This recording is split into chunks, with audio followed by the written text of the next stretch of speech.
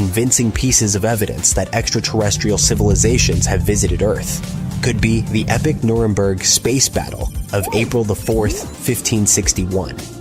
It was recorded either in 1561 or 1566. Different sources provide different information. All the retellings of this story focus on the woodcut picture and a vague summary of events that occurred that day. The emphasis is always on crashed spaceships and space battles. Almost everywhere you read or hear the story, it goes like this. The inhabitants of the city woke up early on an April morning and saw a staggering celestial show that looked like a real space battle. This story sounds even more convincing when you find out that some objects allegedly fought for quite a while. And some even crashed. You can see them in the lower right corner. Look at the picture once again. Orbs and crosses fighting, a giant arrow and bizarre tubes, crashing ships. Wow, that had to be a spectacular cosmic battle. To make it all more plausible, Hans Glaser, the artist behind the woodcut, was a very real person.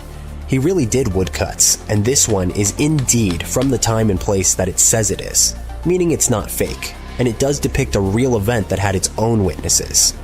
For all intents and purposes, it looks like very convincing proof of aliens visiting us, but don't get your hopes up.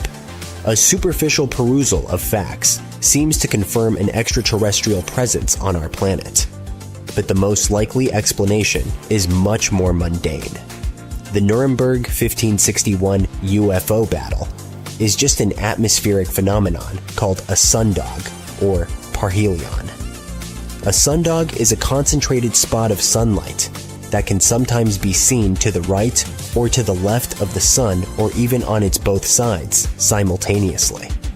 Sundogs often appear as a pair of patches of light with subtle colors at the same altitude over the horizon as the sun. They can have a variety of forms, from colorful spots to patches of light so intense and bright, it looks like there are two additional suns in the sky. Sundogs are weird looking enough to make it seem that something scary and otherworldly is going on in the sky. At the same time, it's just our planet's atmosphere or ice in the upper parts of the sky acting as a prism or reflective device. This prism makes the light from the sun or moon do weird things. This image can help you visualize the phenomenon. Apparently, Nuremberg had the perfect conditions for this phenomenon to occur. If you examine the depiction of this event and compare it with modern pictures and videos, you'll soon realize that a sundog is indeed a more likely explanation than the galactic empire paying us a visit. Let's find the proof of this statement in the translated description of these events and in the woodcut picture itself. First, the sun showed and was seen with two blood-colored half-round strokes, like the diminishing moon right through the sun, and in the sun, above, under, and on both sides, stood blood-colored and partly bluish, or iron-colored, also black-colored round orbs. Now here's the photo of a sundog. It has a halo surrounding it, and a red orb. And if we have at least one red orb, there could be others showing up during other events. Plus, keep in mind that sundogs are like prisms. So, depending on how light is reflected, there could be multiple colors present during such a phenomenon. Now, referring to circled plates mentioned in the description, those could be halos. For example, this sun halo looks vaguely plate-like, and it seems to be linked to other sun halos. And indeed, people have seen halos with multiple orbs. Some of the orbs could have taken a cross-like shape. If we watch some modern videos of sundogs, we might notice that the orbs on film are sun-colored. But since the Nuremberg event happened between 4 and 5 a.m., the clouds and the sun could have had reddish and orange hues. As for the fighting, it could be as simple as one shape moving a bit and changing shape along with the movements of the sun. It could have looked as if it was pushing the other shapes out of the way. Do you agree with the scientific explanation? Or do you prefer to think that Earth was visited by guests from a galaxy far, far away? Write your opinion in the comments. What is a boat doing in the middle of a desert? You would expect to find a seagoing vessel closer to shore. This is the question archaeologists have been asking for decades. In 1988, there was a storm near one of the most important archaeological sites in ancient Egypt. A wooden structure emerged from the sand. It was hollowed out by termites. Scientists were determined to solve its mystery. In 2000, they began excavating the site near Abydos, Ubidos. An American team of experts soon discovered a boat that was 70 feet long, and it wasn't alone. In total, there were 14 boats neatly resting next to each other. It was impossible to completely dig out the boats because of their poor condition. Luckily, the wood was preserved enough to get a sample. Analyses revealed that the boats were around 5,000 years old, the oldest fleet in human history to this date. The time of their construction predates the pyramids at Giza by half a millennium. Each ship of the fleet rested in a vault that matched its dimensions. The room was roughly a third of the size of a tennis court. It had mud brick walls that featured more than 120 drawings of boats. Ancient Egyptians incised them on whitewashed walls that were excellently preserved. Scientists have known about these mysterious chambers for well over a century. 1901, 1902. A British archaeologist, Arthur Weigel, stumbled upon a strange structure west of the River Nile. His team caught a glimpse of the interior walls. Sadly, a section of the roof collapsed, so they had to call off further exploration. Researchers abandoned the site, but its location remained on the maps. The boat's position first led scientists to think that they rested on a bank of the mighty Nile. But there was a problem with this theory. Today, the river flows almost 7 miles west of Abydos. Further studies of the surrounding terrain showed the Nile didn't change its course throughout history. Also, if the boats floated near a dock, they would be in unstable positions. The 14 vessels at Abydos were perfectly parallel to each other. There was only one conclusion possible. Someone had deliberately placed them like that. They must have gone through a lot of effort. Each boat had enough room for up to 30 rowers. These vessels could really float. They weren't models, but scholars still don't know if they actually sailed any body of water in ancient Egypt. This doesn't diminish the importance of the find. Previously, archaeologists found only small-scale models. In King Tut's tomb alone, there were 35 boat models. For a long time, these figurines were the only clues as to how ancient Egyptian vessels looked like. The boat's design confirms that they were the real deal. They are the earliest surviving examples of something called built boats. Ancient people constructed primitive vessels by hollowing out large tree trunks. The alternative was reed that was tied together to form a raft. The boats at Abydos had planks tied together. This was a major breakthrough in shipbuilding. During their lifetime, the boats must have seemed impressive. Timber was a valuable commodity at the time. There was no wood in the desert. Cedar had to be imported from Lebanon. The only person who could afford such luxury was the pharaoh. Studying the area around the ancient fleet provided more answers. Scientists discovered a mud brick structure where Egyptians worshipped the pharaoh. Its approximate date of construction matches that of the wooden boats. The same bricks out of which this building was made were used to encase the fleet. At the time of their construction, the rooms they were stored in had a ceiling. That's the section that archaeologists stumbled upon in the early 20th century. Just like mummies and coffins, these marvelous ships rested inside splendid vaults. The exterior of these rooms was also impressive. The outer walls originally had a plaster of white limestone. It reflected sunlight. In the desert sun, the structure housing the boats must have shone from miles away. Ancient Egyptian builders used the same technique to cover the pyramids 500 years later. Today, their surface looks jagged, but it wasn't always like this. When they were constructed, the pyramids had a top layer of fine white limestone. Their surface was smooth and it gleamed in the sunlight. Instead of stairs, the outer layer of the pyramids was more of a sleek ramp. Archaeologists were left with one final question. Which pharaoh owned the fleet?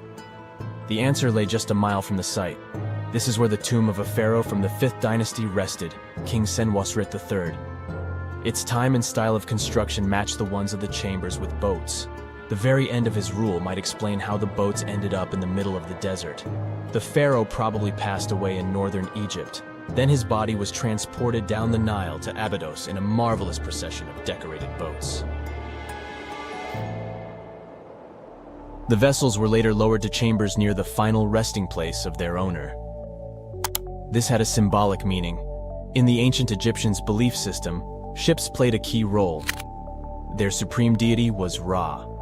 He traveled through the sky during the day in the form of the sun. At nighttime, he sailed through the netherworld in a solar boat. The pharaoh identified himself with Ra. That's why he needed boats in the afterlife.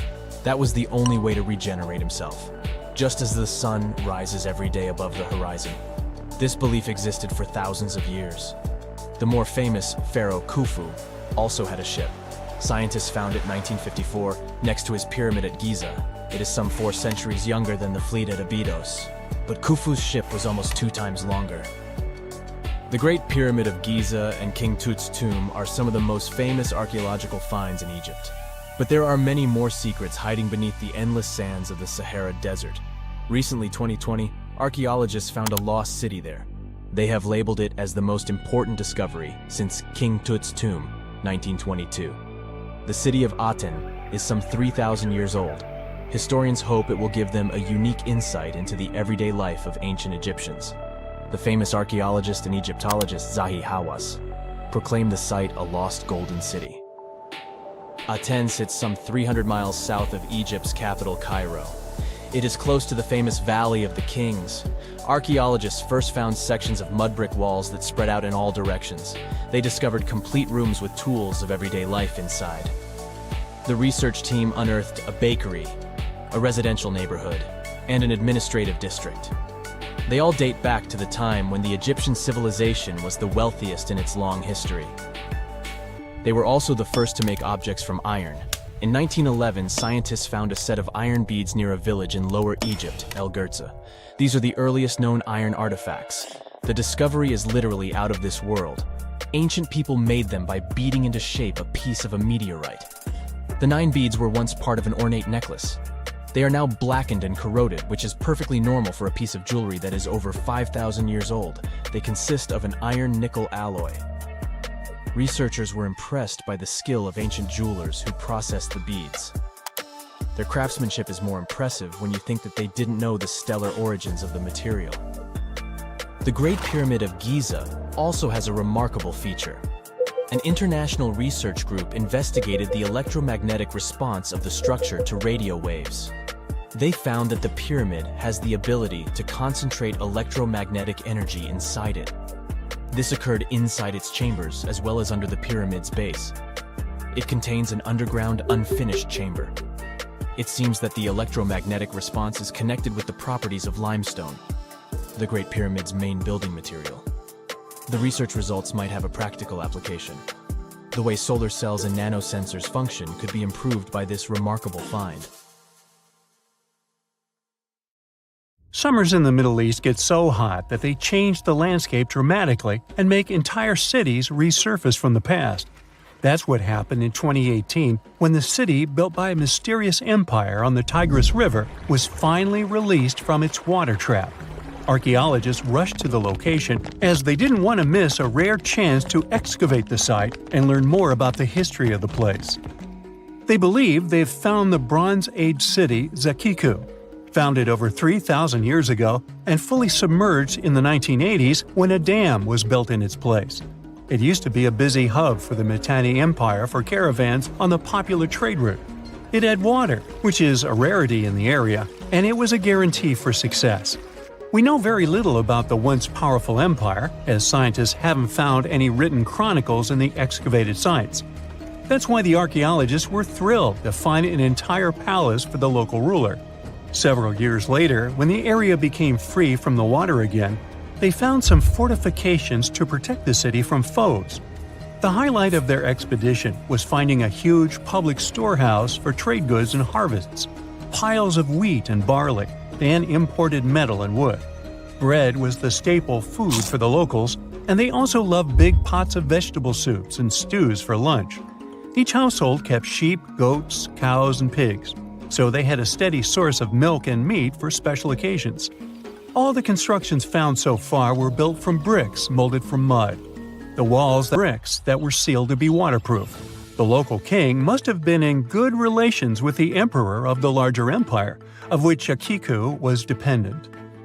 Traders who lived in the city collected wooden beams and took them to storehouses. The beams arrived down the Tigris River from the forests in the mountains in the north and east of Mesopotamia. Merchants came here to sell their goods, and then crossed the Tigris on their way to the borderlands.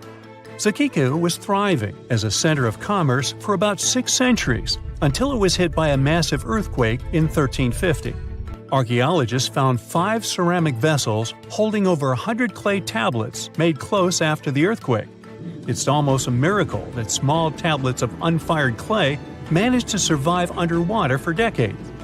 People who created those must have carved notes on clay while it was still wet.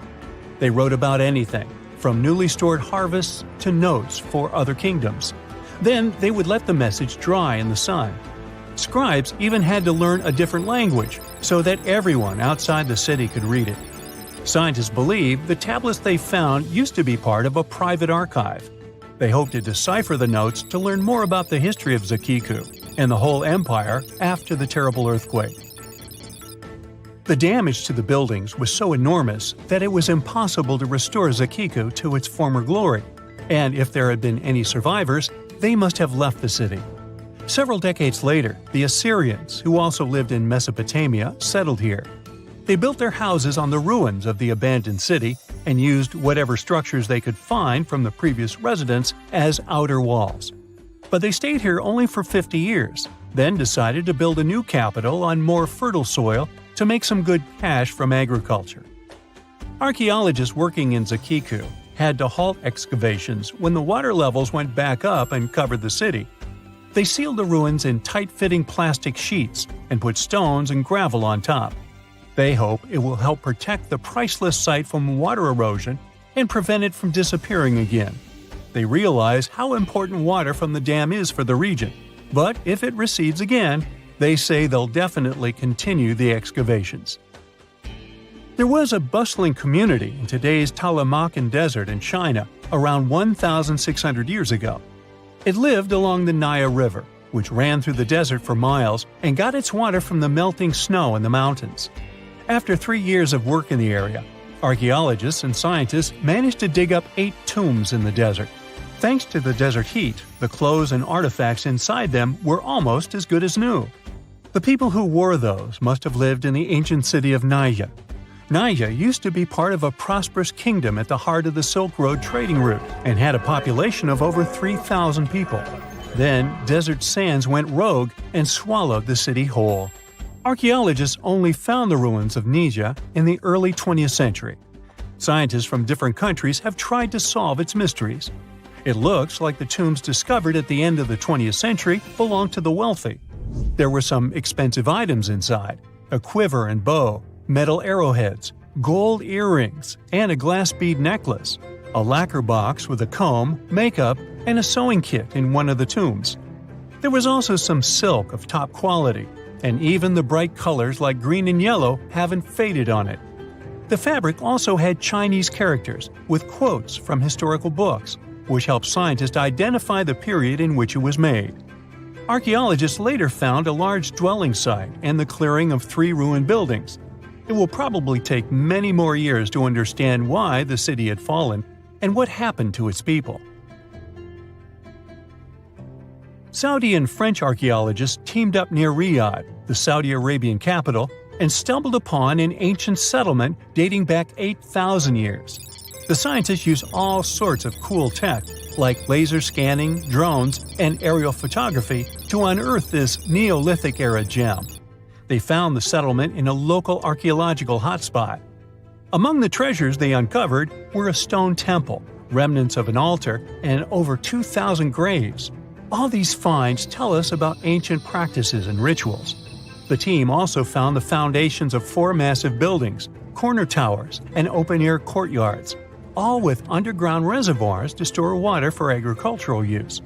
There was also a smart irrigation system with canals and cisterns, which let the city thrive in one of the driest deserts in the world. Rock drawings etched into the nearby mountain depicted the daily life of the locals. The excavations have been going on in the area for over 40 years, and scientists still keep finding new artifacts to answer more of their questions. Fishers have stumbled upon ancient bones, tools, and artifacts that are 9,000 years old on the North Sea floor. British and Dutch archaeologists and paleontologists rushed to see the finds as they were hoping it could be evidence of the submerged Doggerland. And they weren't disappointed. There were even perfect sets of footprints left by Mesolithic people who lived here. 12,000 years ago, during the last major ice age, the British Isles weren't islands at all. There was a landmass made of many hills, marshlands, and dense forests that connected them to the European continent. That landmass was Doggerland, where a prehistoric hunter-gatherer society lived and thrived. But then, the sea level started going up at the speed of 3 to 6 feet a century as glaciers were slowly but surely melting. The locals had to move to areas that today belong to England and the Netherlands. Experts decided to learn more about the history of Doggerland, using data from oil companies working in the North Sea. So far, they've created digital models of what the area of 18,000 square miles might have looked like before it vanished beneath the waves. They still need to analyze samples of ancient insects and plants and the DNA of animals to get a full picture. It's one of the most intriguing locations in the world. Covered in darkness and miles underwater, this extreme environment is home to some unusual creatures and phenomena. It's called the Mariana Trench, and it's the deepest oceanic trench on Earth. No wonder it's been so difficult to explore. Because of the risky conditions, people aren't able to explore this location without proper equipment. But what would happen if we threw a steel ball down there? Let's start with some basics. How did they first discover this enormously deep hole in the ocean? HMS Challenger identified it back in 1875. The ship had some pretty fancy sounding equipment for its time, but it wasn't nearly good enough to be able to fully explore the trench. Some decades later, in 1951, another ship, the HMS Challenger II, came back to the location better equipped. The vessel featured an echo sounder and was able to take accurate measurements of what seemed to be the deepest point on the surface of our planet. If you were to look at it in 2D, you'd see the trench measures 1,500 miles in length and 43 miles in width on average. It also looks sort of like a crescent-shaped scar when you observe it from above. Nothing out of the ordinary so far, right?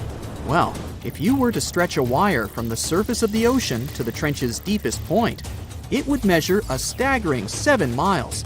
If we were able to physically move Mount Everest, which is the Earth's tallest mountain, to cover the Mariana Trench, it still wouldn't be enough, falling short by about a mile. The Mariana Trench is so deep, it's almost completely covered in darkness, as light can barely get through to such extreme distances underwater. The temperature isn't any friendlier either, just a few degrees above freezing. But the most dangerous feature of them all is the water pressure. Right at the deepest point of the trench, the amount of pressure is about 1,000 times higher than the standard atmospheric pressure. Not a lot of people ever attempted to descend into the Mariana Trench. In fact, the first organized attempt took place more than 60 years ago. It was done by Jacques Piccard and Don Walsh in a submersible. They only spent about 5 hours on their descent and a mere 20 minutes at the bottom. Alas, they weren't able to take any pictures. Until these two scientists were able to descend, specialists believed there was little to no chance that life could exist down there, given the conditions, most notably the extreme pressure. But while at the bottom, the submersible's floodlight caught sight of a creature. It was a very flat one indeed. As you can imagine, resources here are very scarce. What kind of creatures live down here? And how do they survive, given the harsh environment? Surprisingly, there is quite an abundance of wildlife living in the Mariana Trench.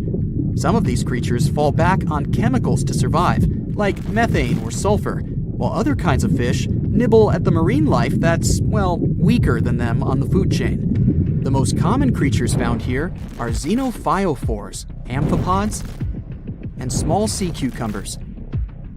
Some of them adapted by hardening up their shell using aluminum harnessed from the seawater. Smaller creatures, like microbes, adapted by feeding on the chemicals emitted when the seawater hits the underwater rocks. They consider the Mariana snailfish the rock star of the area in terms of wildlife. They're small, ranging from 3 to 9 inches, translucent, and lacking any scales. But they're the top beast of prey in the area. It's no wonder some people started to believe that the ancient Megalodon might still be living here. What was a Megalodon, you might be wondering? It was the largest predator ever known in our planet's history. Basically, the biggest and nastiest shark ever to have lived. Scientists believe it's been extinct for quite some time, and the idea that it might still be hiding in the Mariana Trench doesn't have a lot of supporting information. The Megalodon would have needed to learn to navigate in complete darkness. It would either have to be bioluminescent or evolve to have massive eyes. More so, because of its school bus-like size, the Megalodon would have needed a lot to eat. Microbes and small snailfish just wouldn't have done the trick. If a steel ball were to be dropped in the trench, what would be its effect on it? Would the ball be strong enough to sustain such pressure? Let's look at the science here. If we assume it's a solid steel ball, the pressure found at the bottom of the trench wouldn't be enough to really affect it and cause permanent damage. It would take it a solid 12 minutes to reach the bottom of the ocean, though. What about the temperature? Well, it turns out that the difference in temperature on the surface and at the bottom of the trench is quite impressive, a difference of about 86 degrees Fahrenheit. So, it would cause the ball to shrink a bit, but yet again, once the ball returns to the surface, it would simply come back to normal. Should the ball get stuck there, there's another interesting question to answer. Would corrosion affect it? Corrosion of steel is highly dependent on the amount of oxygen in the water. The amount of oxygen dissolved in water remains constant at depths greater than 3 miles. I'll spare you the math, but it would take more than 10,000 years for the steel ball to completely rust under the sea. I can't help but wonder, though, what would it take us humans to be able to survive at such extreme depths? Let's look at what was used in the past to explore this mysterious location. A little thing called syntactic foam. Why? Because it's the only material that can both float and resist the amount of pressure found here. Without this sort of protection, our lungs would rapidly collapse here. More so, the pressure from the water would push liquid into our mouths, replacing the much-needed oxygen with water. Then, there would be the much-needed ability to be able to come back to the surface, should anything not go as planned. One of the vessels that went for a deep dive here had 1,000-pound steel weights attached to it, so it would ensure its sinkage. These weights were connected to the ship by a special type of wire that had an increased corroding time of 11 to 13 hours in seawater, just in case something went wrong down there, and they'd have to bounce back faster. Given the harsh conditions here, the problem of oxygen supply is really important too. Any vessel looking to descend into the Mariana Trench again would need to consider some sort of device that can recycle the air in order to reduce the amount of oxygen that needs to be transported down there. And the last, but definitely not the least of all problems, would be electricity. There surely isn't a power socket down there for you to charge your phone. So, there needs to be enough battery life to support all the necessary equipment, communication, oxygen supply, lighting devices, and so on. None of these problems seem to be quite the challenge anymore, since, as of recently, you can buy a tour of the Mariana Trench. 3 lucky individuals were part of such a project back in 2020. They were submerged in a 3.5-inch thick titanium sphere. This ensured that they didn't feel any pressure changes and physiological stresses whatsoever. Each of the guests took part in an individual trip that had an estimated length of about 14 hours. The descent itself took over 4 hours. Once they reached the bottom, they got the chance to witness some of the most extraordinary creatures on the planet. Then it was time to start the 4-hour ascent back to the surface.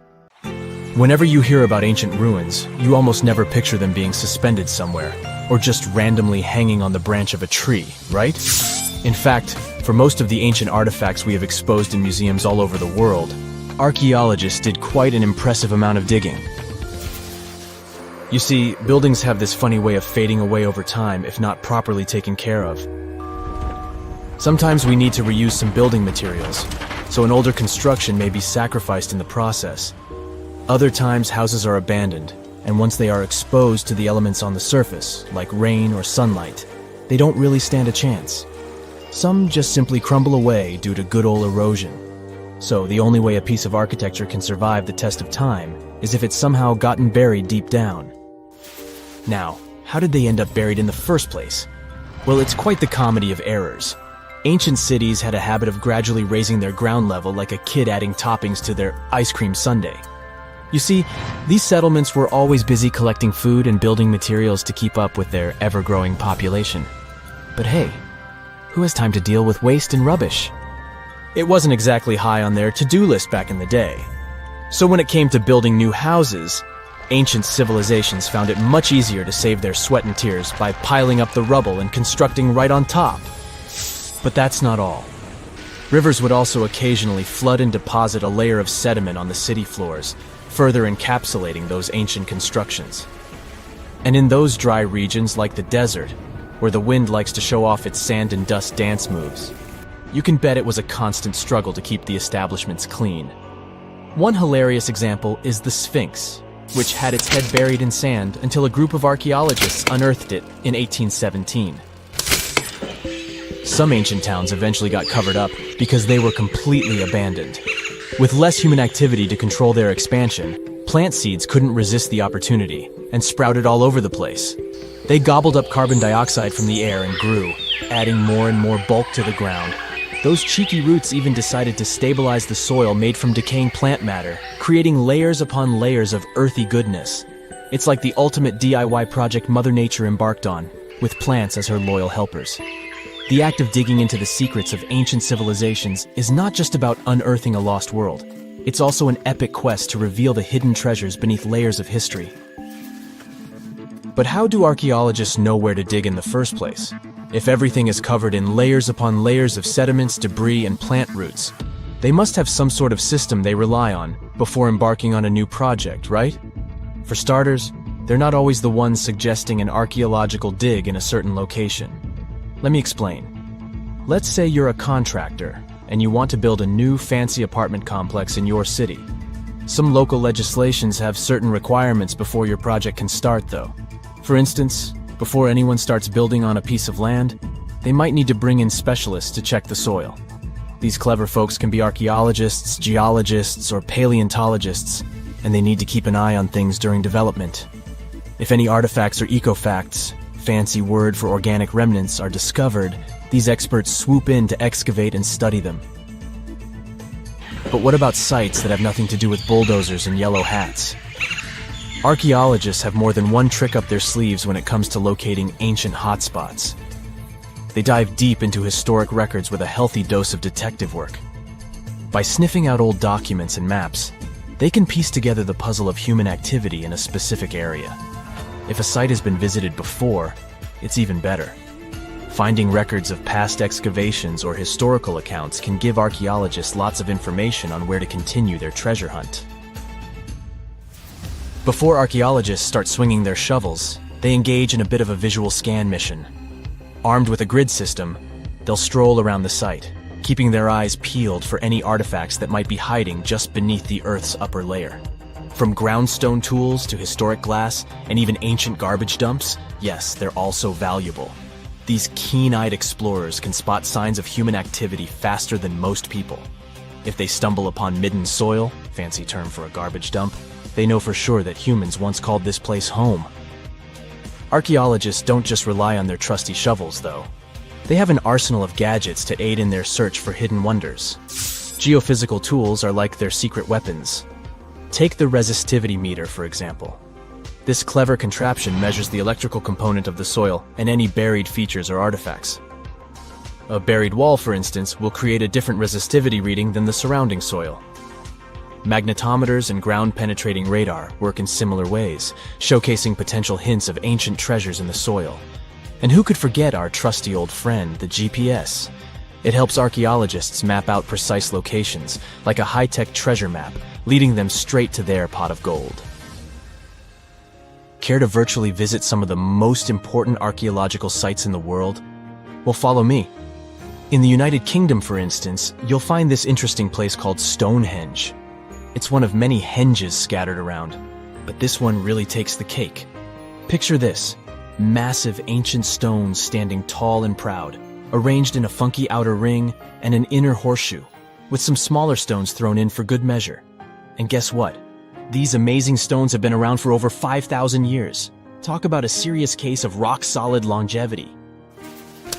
Now, here's where it gets interesting. According to local folklore, the legendary wizard Merlin whipped out his magic wand and poof, He teleported these massive stones all the way from Ireland.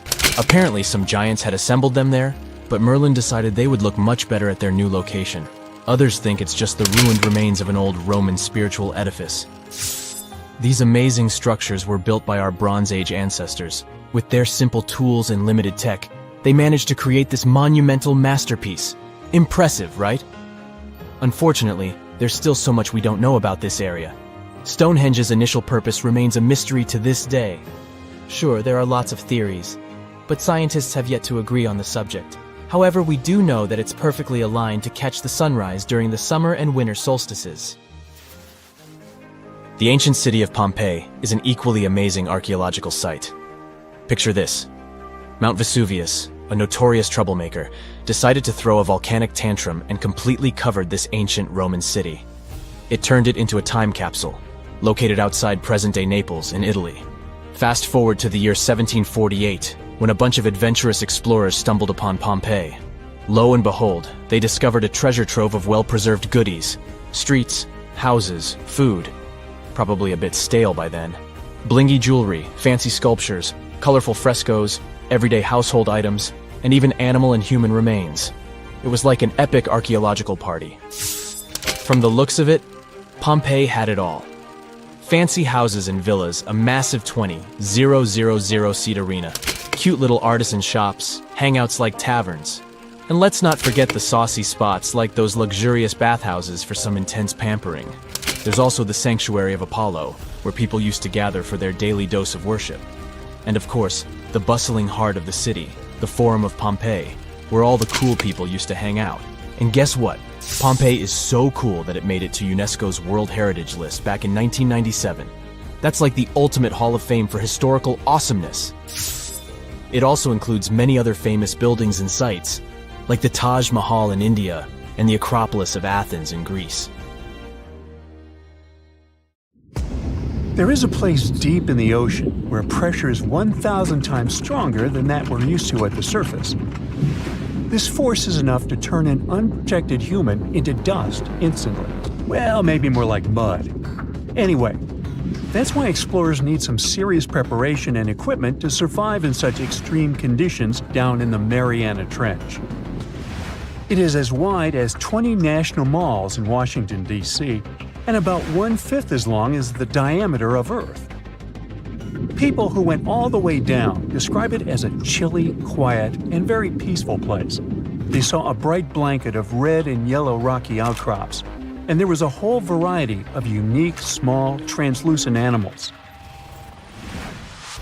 The popular myth is that more people have gone to the moon than to this deepest place on Earth is not true, though. In total, 24 humans flew to the moon, and at least 27 brave souls dove down to the Mariana Trench. Most of them were explorers and not proper scientists. They just go there for the thrills and also to collect video evidence of different wildlife, geological formations, and human-made objects. Humans started traveling around space and into the ocean depths at around the same time. The first moon landing was in 1969. And the first person to go down the Challenger Deep, the deepest part of the Mariana Trench, did so in 1960. This unusual location got its name after the British ship HMS Challenger, which first located this massive drop in the ocean floor at the end of the 19th century. It would take 8 more decades before the first human went down to it. Explorers didn't manage to do it in a conventional submarine. They used a type of submersible called a bathyscaphe. The Swiss oceanographer Auguste Piccard designed his own in 1953. 7 years later, the submersible managed to do the impossible. It had reached a depth of nearly 36,000 feet. But what explorers saw was merely a fraction of the trench's full size. The fact that it is so huge of the Mariana Trench is just one of the reasons why it's mostly unexplored today. The absence of light is another major issue. Sunlight is incapable of reaching such profound depths, so the entire trench from top to bottom lies in absolute darkness. Because of such conditions, the ecosystem is a lot different than the shallower regions of the Pacific. This puts immense pressure on marine wildlife. Yeah, the pun is intended. Another reason why it's so challenging to survive there is the temperature. Water freezes at 32 degrees Fahrenheit. At the bottom of the Mariana Trench, the ocean is just a couple of degrees above freezing. One of the factors that hasn't let this area turn into a giant icicle is the fact that salt water has a slightly lower freezing point. The other reason is geothermal energy that warms the ground at the bottom of these just enough for it not to freeze. That's why submersibles need to have proper insulation to navigate these icy conditions. When they reach the bottom, researchers find out that this desolate and harsh climate is home to several animal species. They encountered arrow-toothed eels, snailfish, and spoonworms at various depths. There were even strange-looking translucent sea cucumbers and shrimp-like amphipods. The biggest surprise was microbial mats thriving on methane and hydrogen from the mud. Among the species, the Mariana snailfish looks like a master of the environment that can go farther and deeper into the trench to feed on prey than its competitors. Despite its seemingly fragile appearance, the snailfish has adapted to withstand extreme pressures, a superpower it wouldn't be able to survive without. The exotic life forms that live deep down aren't normal-sized, since deep-sea gigantism makes them grow significantly larger than their counterparts in other ecosystems. One example is the giant tube worm, which can be 6 feet long. Science has a hard time explaining the exact cause of this form of gigantism. Thermal vents are just one of the possible explanations. All of these factors might help explain the huge time gap in researching the Mariana Trench. The first successful dive after the 1960 expedition came only in 2012. That's when the famous Canadian film director James Cameron went down in the Deep-Sea Challenger. Because few scientists have gone that deep before or after Cameron, there is no map of the deepest point on our planet. We know very little about the oceans that cover 2/3 of the Earth's surface. Researchers have mapped out only 5% of them so far. Science still has a lot to discover in the Mariana Trench and other unexplored places on our planet. The Amazon rainforest stands as the best example of the world's most unexplored regions. The list of reasons why this part of South America is unknown starts with its wildlife. Jaguars, anacondas, piranhas, black caimans, and Brazilian wandering spiders are just some of the creatures that pose a risk for researchers. Relentless year-round rainfall induces heavy flooding. Add to all this some treacherous river currents, and you can see why scientists have mapped such a small percentage of the Amazon to date. In just one region of Brazil, near Peru, there are at least 14 tribes that have never had contact with the outside world. The national authorities intend to keep it that way. Isolation of these indigenous people is the best way to protect their future. The same goes for a remote island in the Indian Ocean. After the tragic tsunami of 2004, helicopters flew over North Sentinel Island to make sure its inhabitants were alive and well. Meanwhile, the Sentinelese weren't thrilled. They took up bows and arrows to drive away the unwanted visitors. This tribe is one of the last uncontacted tribes on Earth. Although anthropologists and filmmakers visited the island in the late 1960s, we still don't know much about its indigenous population. It sits a long way off any shipping lanes in the Bay of Bengal. North Sentinel has no natural harbor, and it's surrounded by a shallow reef. This makes access to the island possible only by boat. The Indian officials who lay claim to the island have prohibited outsiders from visiting the island for safety reasons. The estimates on how many people inhabit the island vary significantly, from as few as 15 to as many as 500. The island is not tiny. It's about 5 times as big as London's Heathrow Airport. Apart from occasional contact during the past 2 centuries, the Sentinelese must have been isolated for a long time. They are related to other indigenous groups in the Andaman Islands, but their neighbors cannot understand a word of their language. The continent of Antarctica has no permanent human settlements at all. The only people who periodically live there are international scientists.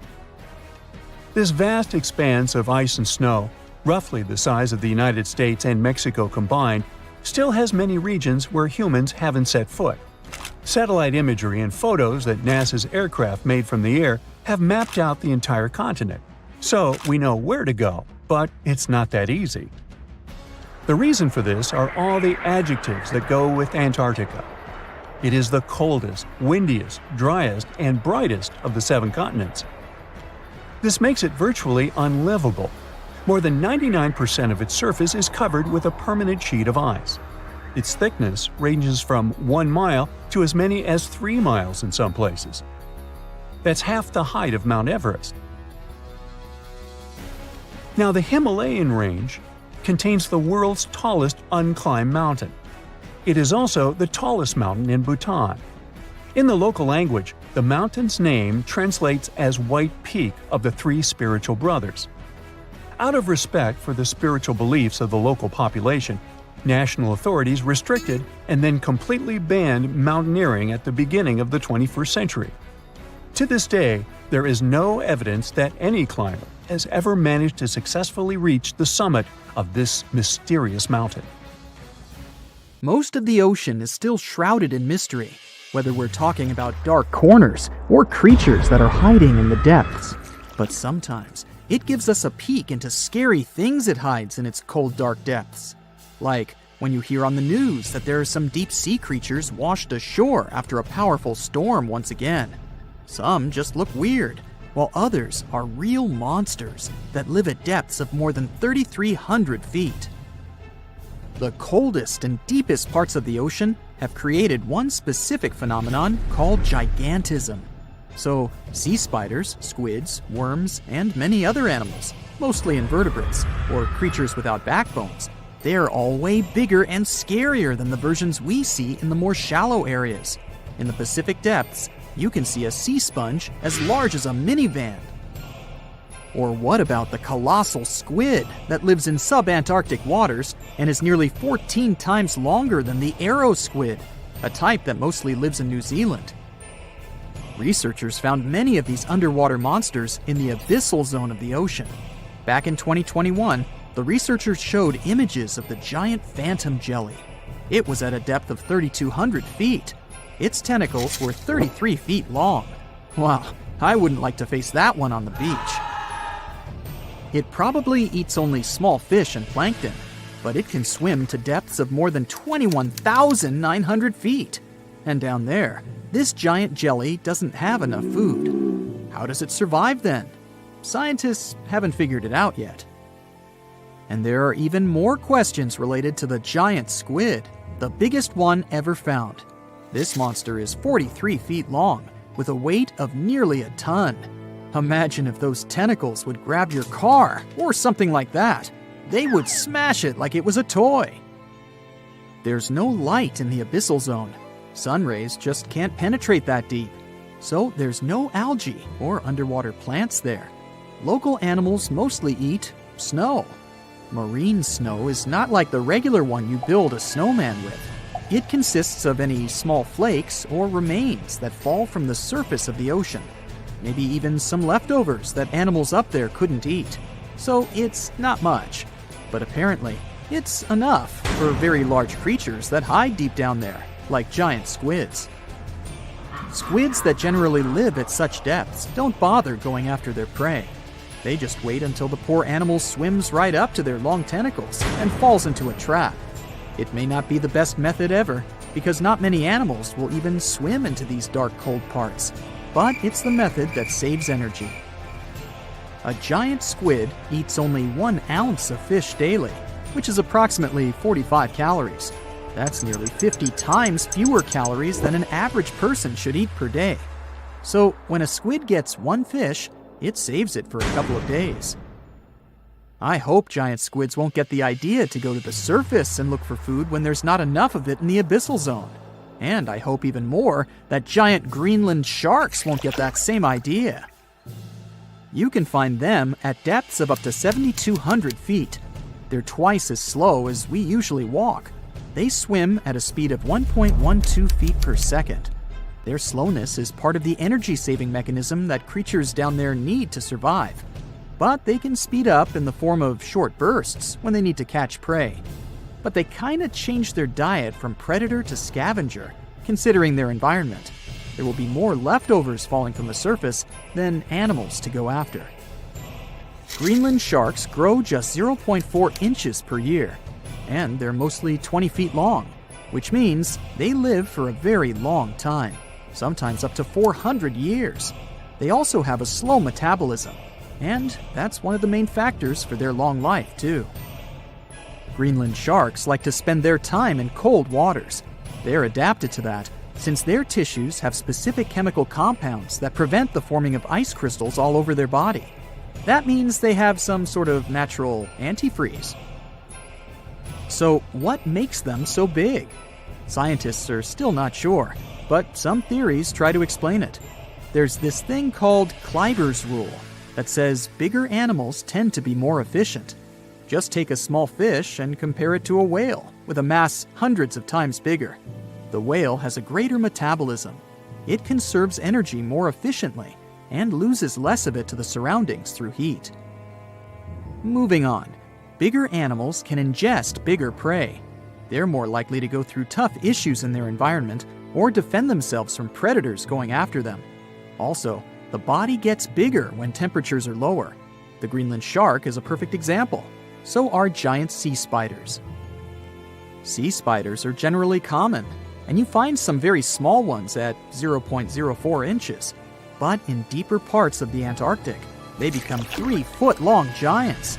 They grow so big because the cold water has more oxygen.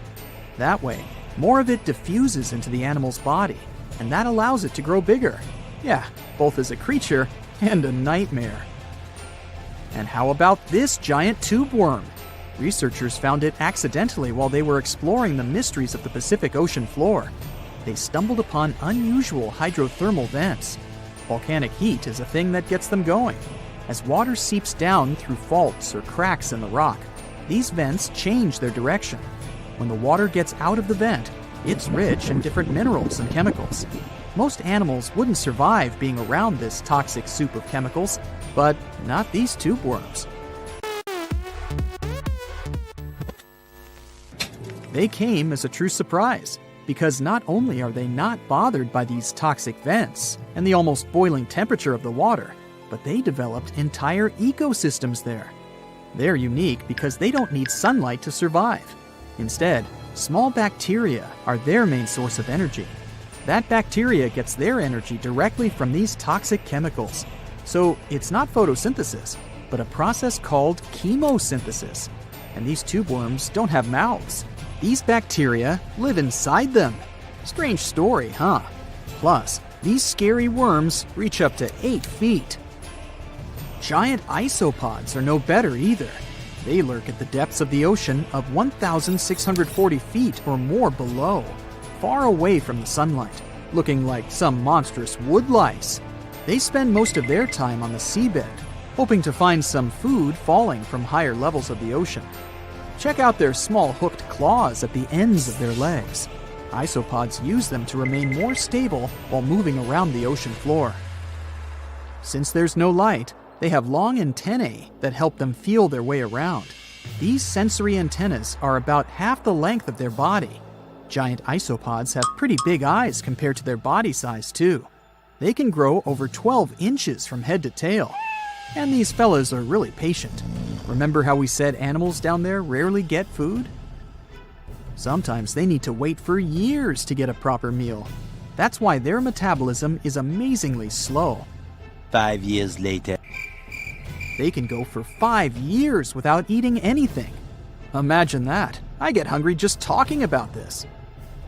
In 2006, a biologist did research to compare the differences between the shallows and the deep sea regions. He realized the deep sea mirrors the island rule. First, isolated parts of land develop biodiversity you won't find anywhere else. Second, small-bodied life there grows much bigger when it's isolated, compared to life on large land masses. Resources are limited, but also competition and predators. And we don't know much about these deep-sea creatures. It's too expensive and too complicated to carry out such research. So we'll just wait for more raging storms to show us at least part of the monstrous world cold ocean depths hide. Hello, Brightsiders! Do you know where the deepest place in the world is? I think it's in the Pacific Ocean, near the Philippines and Papua New Guinea. It's the famous Mariana Trench. So let's take a tape measure, a very long one, and attach its end to the boat on the surface. Now we hold our breath and jump in the water. Fish and marine animals swim by. We descend lower to the depths and into total darkness. And after several hours, we reach Challenger Deep. The tape measure shows a depth of 36,200 feet. The famous Mariana Trench is not the deepest place on Earth, as everybody thought. The Kola Superdeep borehole, located in Murmansk region in Russia, beats it by a wide margin. And scientists have discovered something unusual and sinister there. When geologists were drilling the hole, they could reach the depth of 9 miles. And then they encountered voids. Scientists on the surface were surprised and scratched their heads and then decided to lower a microphone and dozens of other sensors in these voids.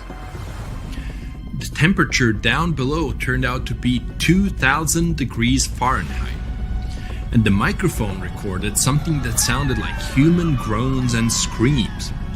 Many people thought the scientists had been able to drill into the underworld.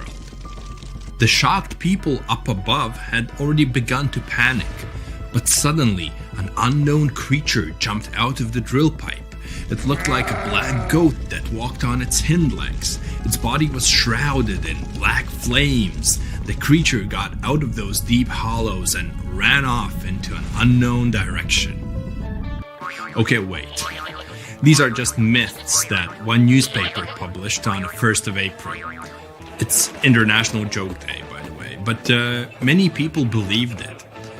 It made many believe the scientists working at the borehole had opened a portal to the nether, and that now horrible, outworldly creatures were free from their imprisonment. But like with any myth, there's some truth to it. The deeper the scientists drilled, the higher the temperature got. At 3 miles deep, it was 160 degrees. At 4.5 miles, it was 250. And at the maximum depth of 7.5 miles, the sensors recorded a temperature of 413 degrees. One day, scientists heard a loud explosion underground. They stopped working and everyone tried to find out what caused such a loud pop. But there was seemingly nothing there. After a while, they continued drilling deeper, and at the same depth, no accidents happened. The drilling began in May 1970. They passed the first 4.5 miles quite easily, and it was primarily hard granite rock. It was like drilling through a hard wall. But then their drill went into softer layers, and the shaft of the hole began to crumble. It was like drilling in wet sand. Every time the workers took the drill out, there was a risk that the hole would collapse under its own weight. As that eventually happened, the scientists picked a new direction to drill, and you know what's interesting? In the end, the map of the entire well looked not like a straight beam from top to bottom, but like a tree trunk which had diverged into many different routes. 9 years later, scientists reached the depth of 31,400 feet and broke the world record for the deepest borehole. By 1983, they made it another 8,000 feet deeper. After a brief pause in the work, there was an accident. A part of the drill broke away from the main body and remained in the borehole. For several months, scientists tried to extract the drill, but nothing worked, and they had to return to the depth of 4.5 miles and start all over again. The drill was divided into sections, and one such unit could only last about 4 hours before it had to be replaced. In terms of depth, that was only about 32 feet of drilling. Then the drill was lifted to the surface, replaced, and lowered back down. On average, the drilling speed was about 200 feet per month. That's like a 20-story building. In 1990, 20 years after the work had begun, scientists reached the final depth of 40,230 feet. That's like 100 soccer fields down. And after another accident, the work stopped. Guinness World Records registered the Kola Superdeep Borehole as the deepest borehole in the world. It's like Mount Everest plus 9 Empire State Buildings on top of it. One of the most unusual discoveries at the Kola Superdeep Borehole was that the soil at the depth of about 2 miles almost perfectly matches the composition of the surface of the moon. It has given us more insight into how our ancient satellite appeared and formed. It seems that in the early stages of Earth's formation, a giant asteroid crashed into our planet. With that kind of force, it caused an explosion so powerful that part of our planet broke off and flew upward. This chunk of Earth remained in our planet's orbit, cooled, and later formed into the moon we know today. Another surprise for the workers was the presence of gold. There was about 2.5 ounces of gold for every ton of soil lifted. The deeper the scientists went, the older the rocks were.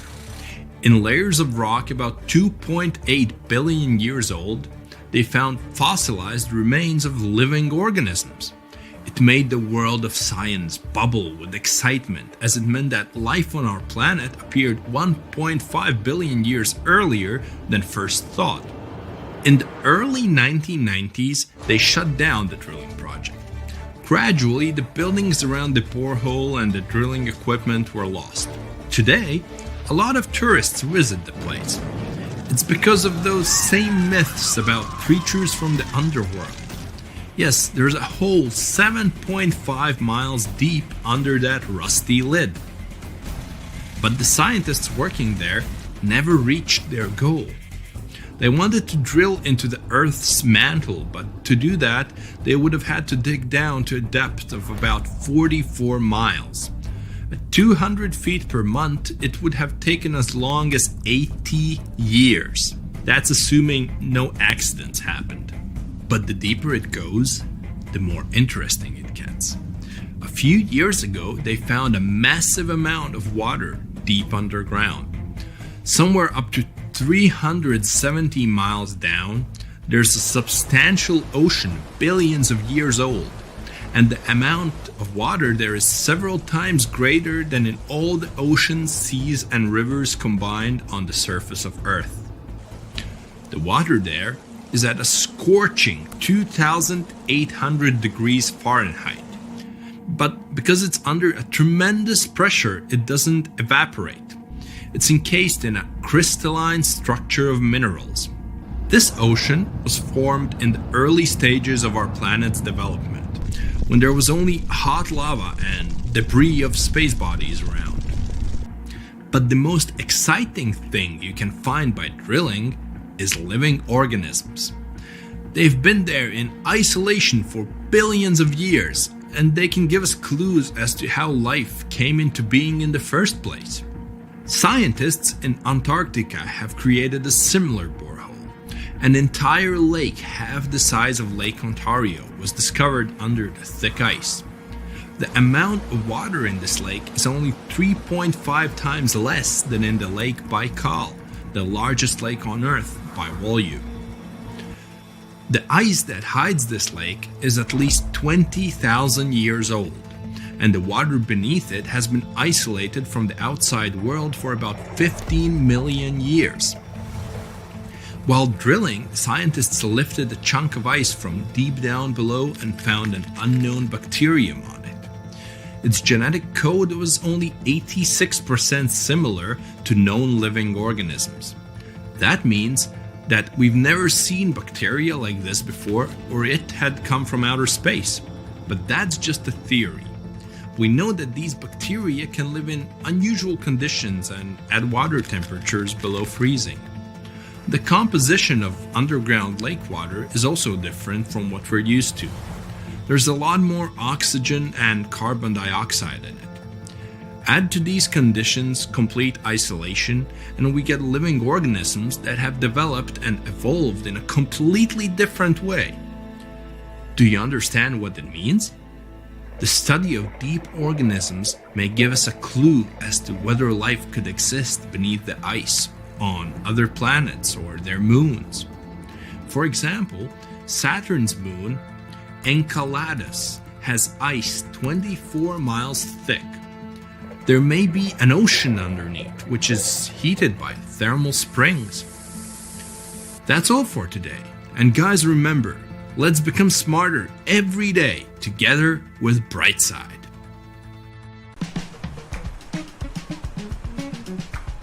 Can you swim? Good. Because you're going on a journey to the deepest point of the Pacific Ocean. Now, put on your flippers. The very bottom of the Mariana Trench is awaiting. Now, get in the water. Really, come on. All right. 1 foot underwater. That's the depth you can swim with no special gear like a mask. Hey look, must be some tourists. Or whales. 10 feet underwater. That's a little deeper than the public pools and beaches around the United States. You can see colorful fish and even phytoplankton that feed on the sun's rays. 26 feet down. This is the depth at which the foundations of the floating city of Venice in Italy stand. Builders laid columns at that depth on which they later built houses and streets. 30 feet underwater. You start to feel a lot of pressure. When you're on the surface, you're under atmospheric pressure, 15 pounds per square inch. But here, at 30 feet, that pressure is doubled.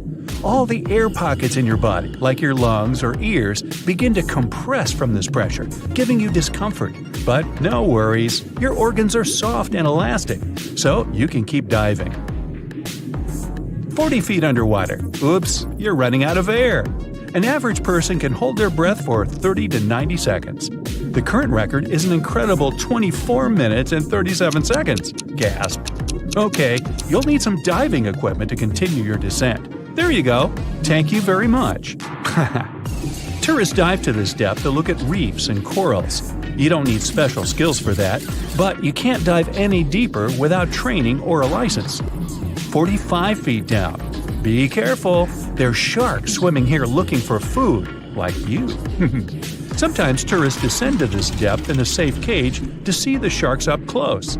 You're better off staying away from these predators and not attracting their attention. So make sure you're not wearing any bright and shiny jewelry. Sharks love that kind of thing. 62 feet underwater. You could see the Aquarius Reef Base Lab in Florida at this depth, if you were in Florida. It's really an entire building with rooms for exploring the seafloor, accessible through a hatch. 105 feet down. You see a strange bell hanging from a chain.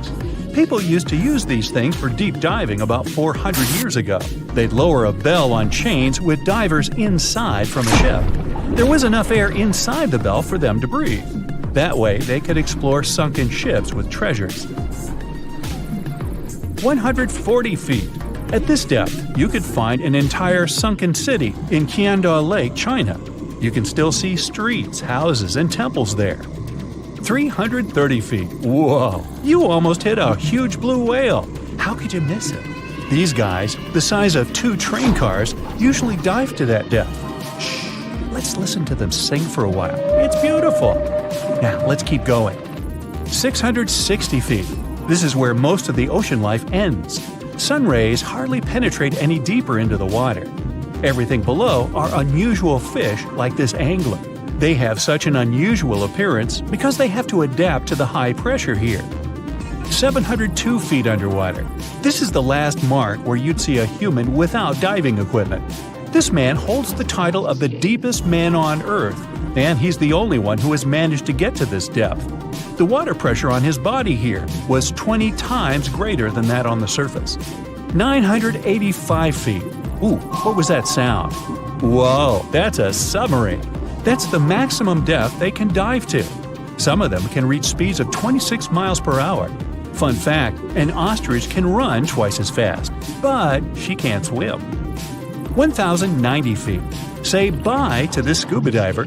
You won't see them any deeper than this. The world record was set in the Red Sea.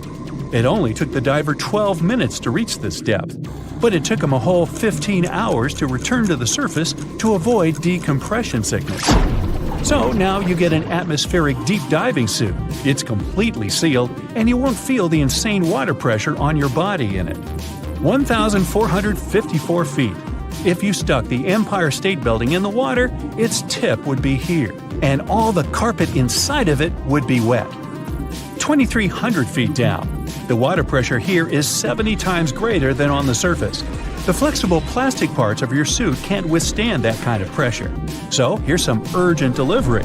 It's an ultra-deep submersible. Now you can continue your dive all the way down. 2,717 feet. Here you'd see the tip of the tallest building on Earth, the Burj Khalifa. Alright, who's sinking all the tall buildings around here?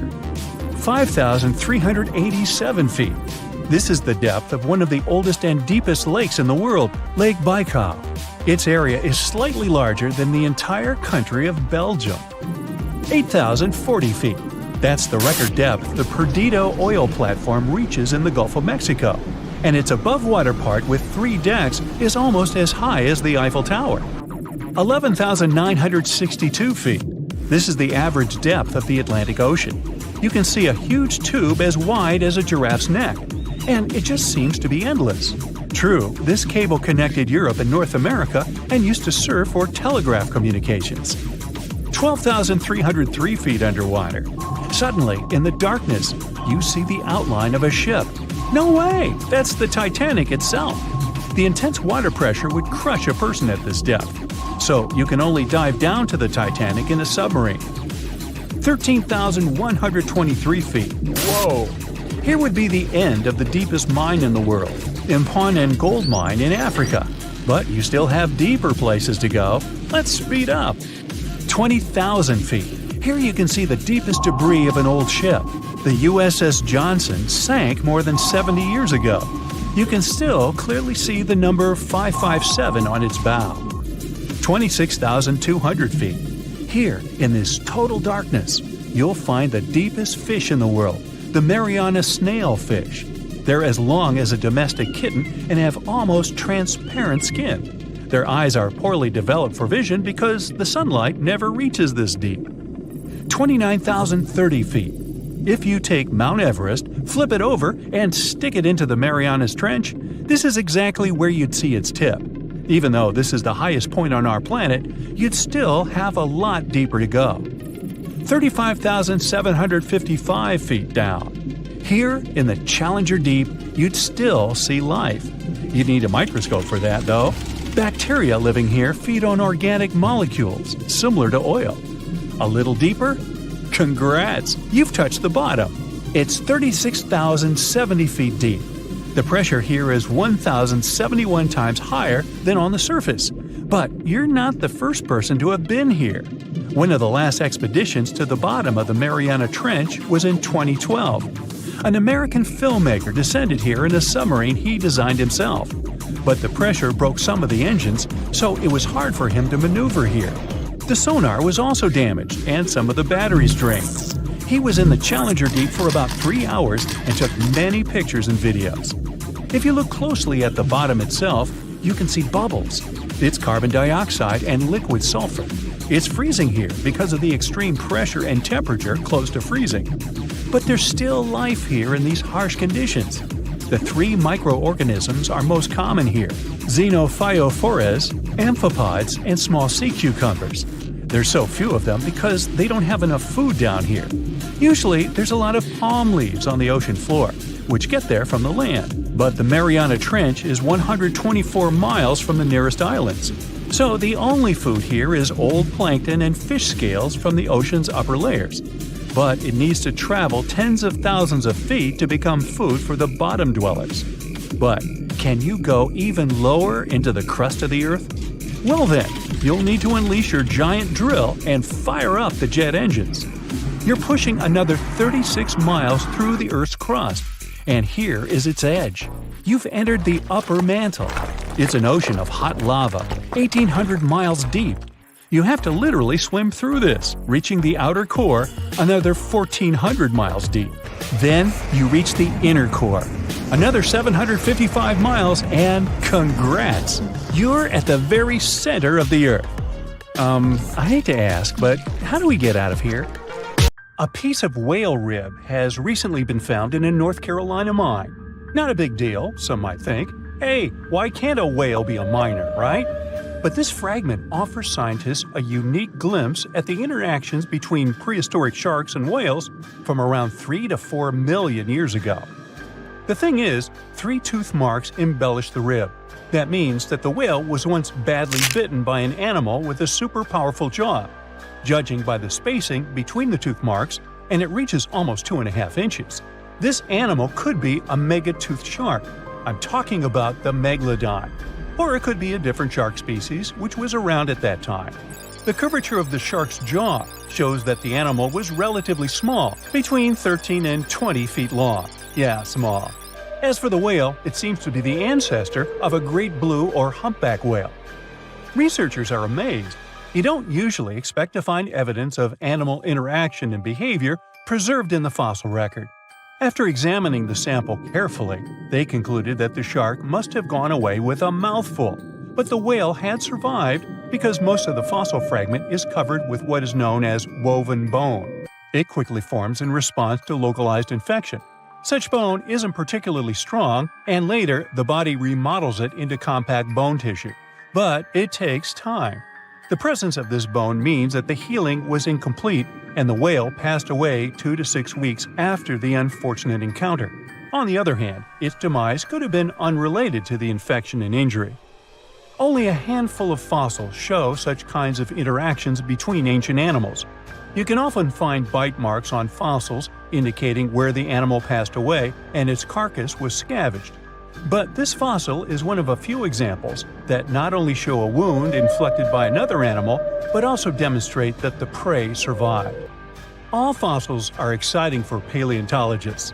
Yes, they need to get out more. But some might look terrifying to regular people. For example, look at this picture of tentacle arms and octagonal-shaped heads. When it first appeared in mass media, internet users claimed that it was some ancient organism that is space. Others thought the story was fake. But in fact, both the picture and the fossil are real. The fossil is known as a mortality plate, a fossilized representation of a mass extinction event of one or several species. The fossil actually contains more than a dozen specimens of a type of marine organism called a crinoid. Despite their looks, crinoids were not plants but marine animals. This particular species lived deep underwater on the seafloor. Crinoids were related to starfish, sea urchins, and brittle stars. These creatures could attach themselves to the seafloor with stalks made up of flexible porous discs connected by soft tissue. The stalks were hollow, and that's where the animal's nervous system was located. Crinoids absorbed oxygen through thin-walled tube feet. The creatures usually reached the length of more than 8 inches and had 5 arms lined with leathery-looking tentacle-like structures. They fed on plankton and sloughed off organic material. Now, even though these fossil finds seem to be super exciting, few creatures in the fossil record confuse scientists as much as the Tully monster. This curious sea creature sported a toothy, trunk-like snout and eyes splayed out on a rigid rod. But the most bizarre thing? It has been impossible to classify. Researchers have been considering a variety of organisms, for example, segmented worms, swimming slugs, and primitive eel-like creatures, since the monster was discovered in 1966. Recently, they have even tried to connect it to some species of jawless fish with a backbone-like structure. A team of scientists from Japan has used high-resolution laser scanners to examine the anatomy of Tully monster fossils in 3D. They concluded that the enigmatic fossil might be an invertebrate after all, and still, the true identity of the creature remains elusive. In the 1950s, amateur fossil hunter Francis Tully found a ghostly imprint of a torpedo-shaped organism with a huge tail fin in the Mazon Creek fossil beds in Illinois. Tully had never seen anything similar to the torpedo structure.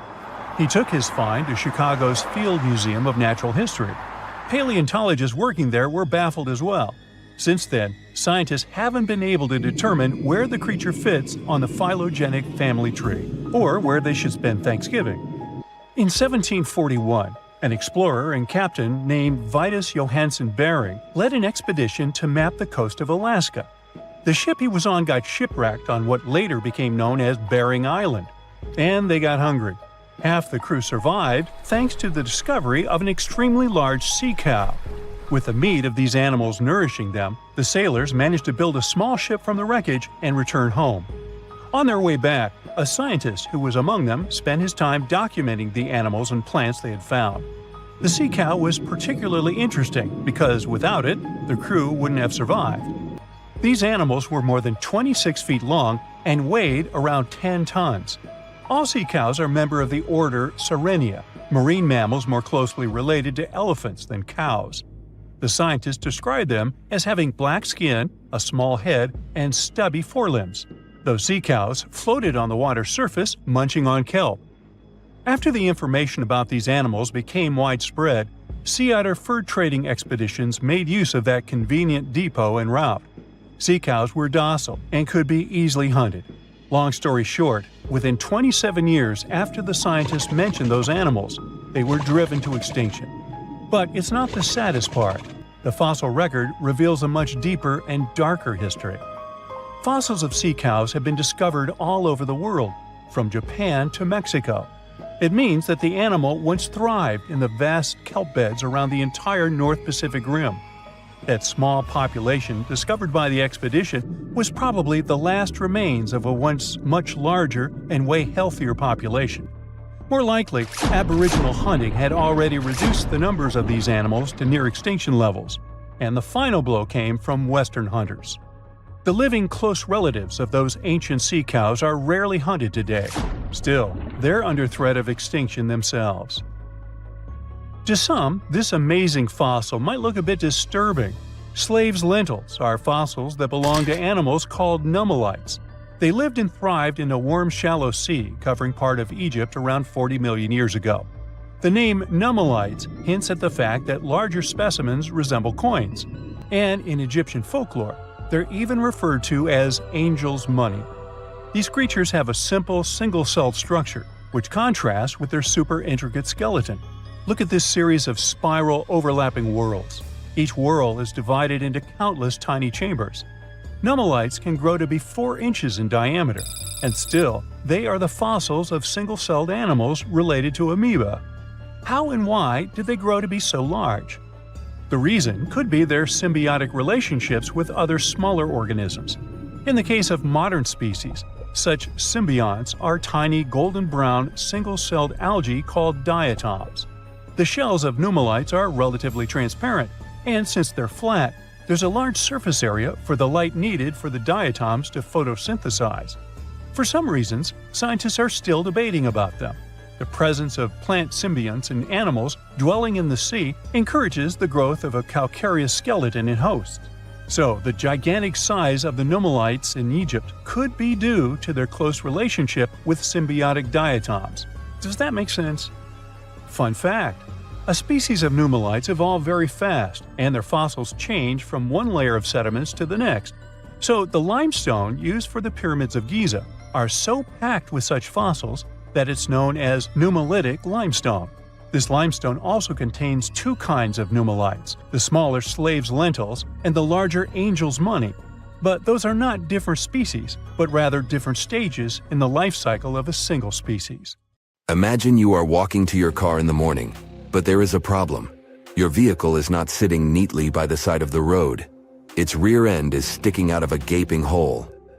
This is what happened to a Queens resident, New York, back in 2020.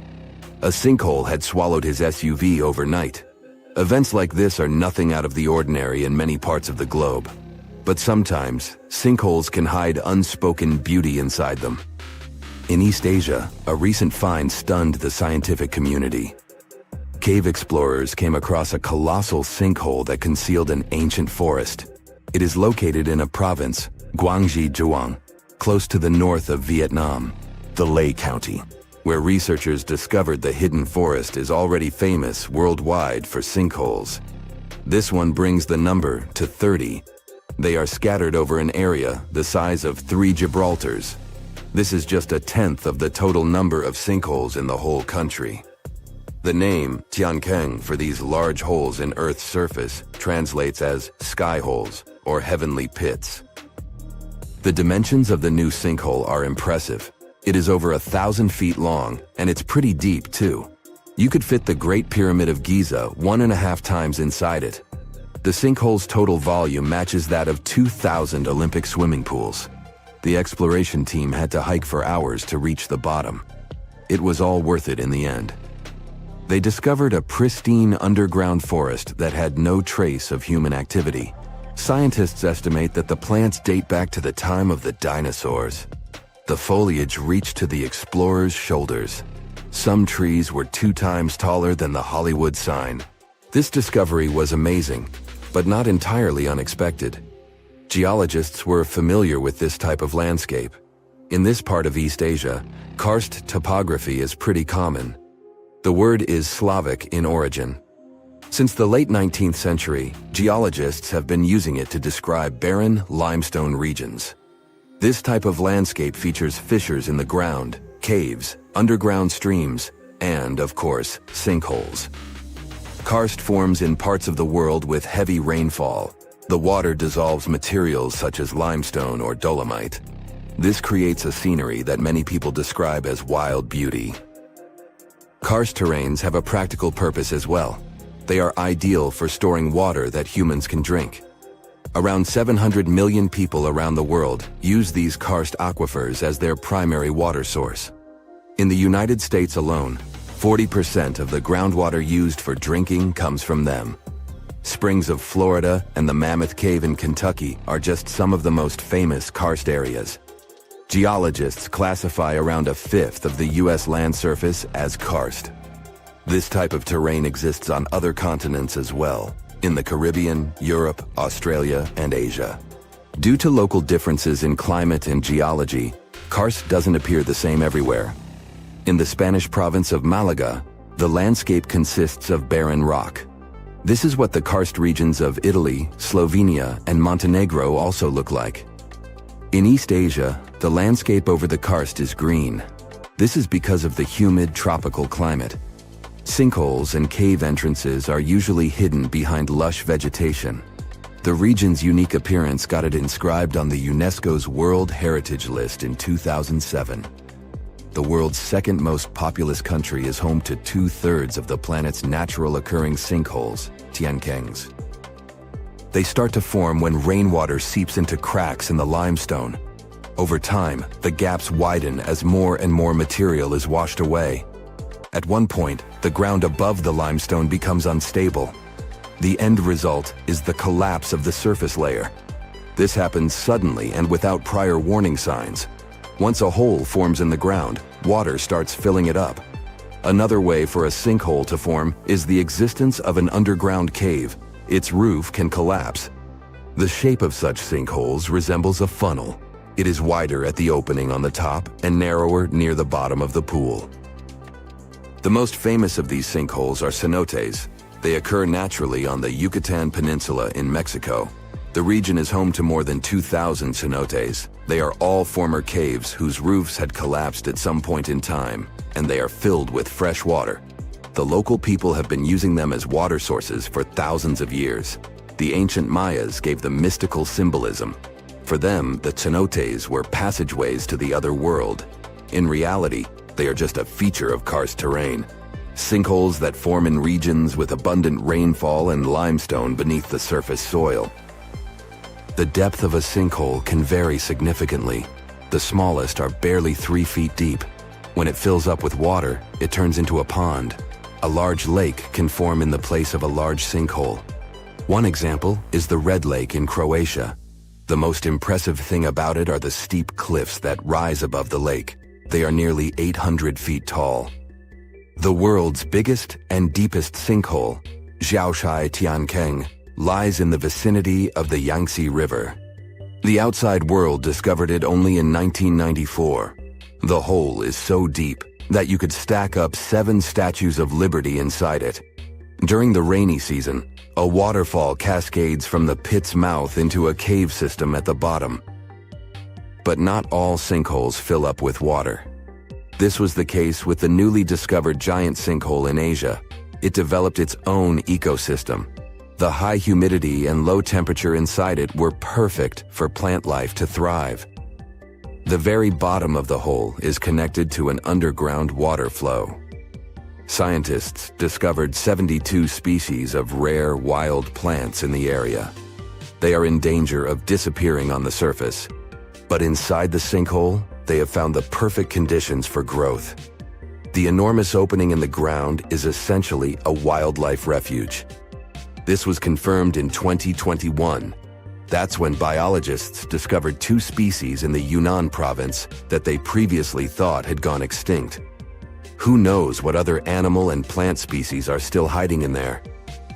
Exploring these underground cave systems can be quite dangerous. They are often home to venomous snakes and mosquitoes.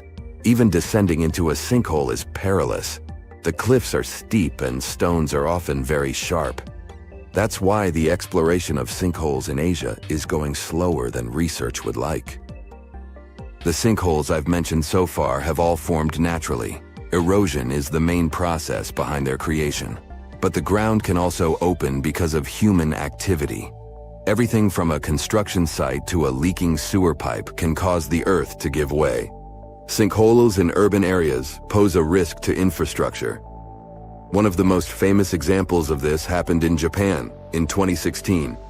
A busy street in downtown Fukuoka collapsed near the main train station. The sinkhole severed power lines and pipes that lay underground. Luckily, no one was injured. The diligent Japanese engineers repaired the damaged road section in just 48 hours.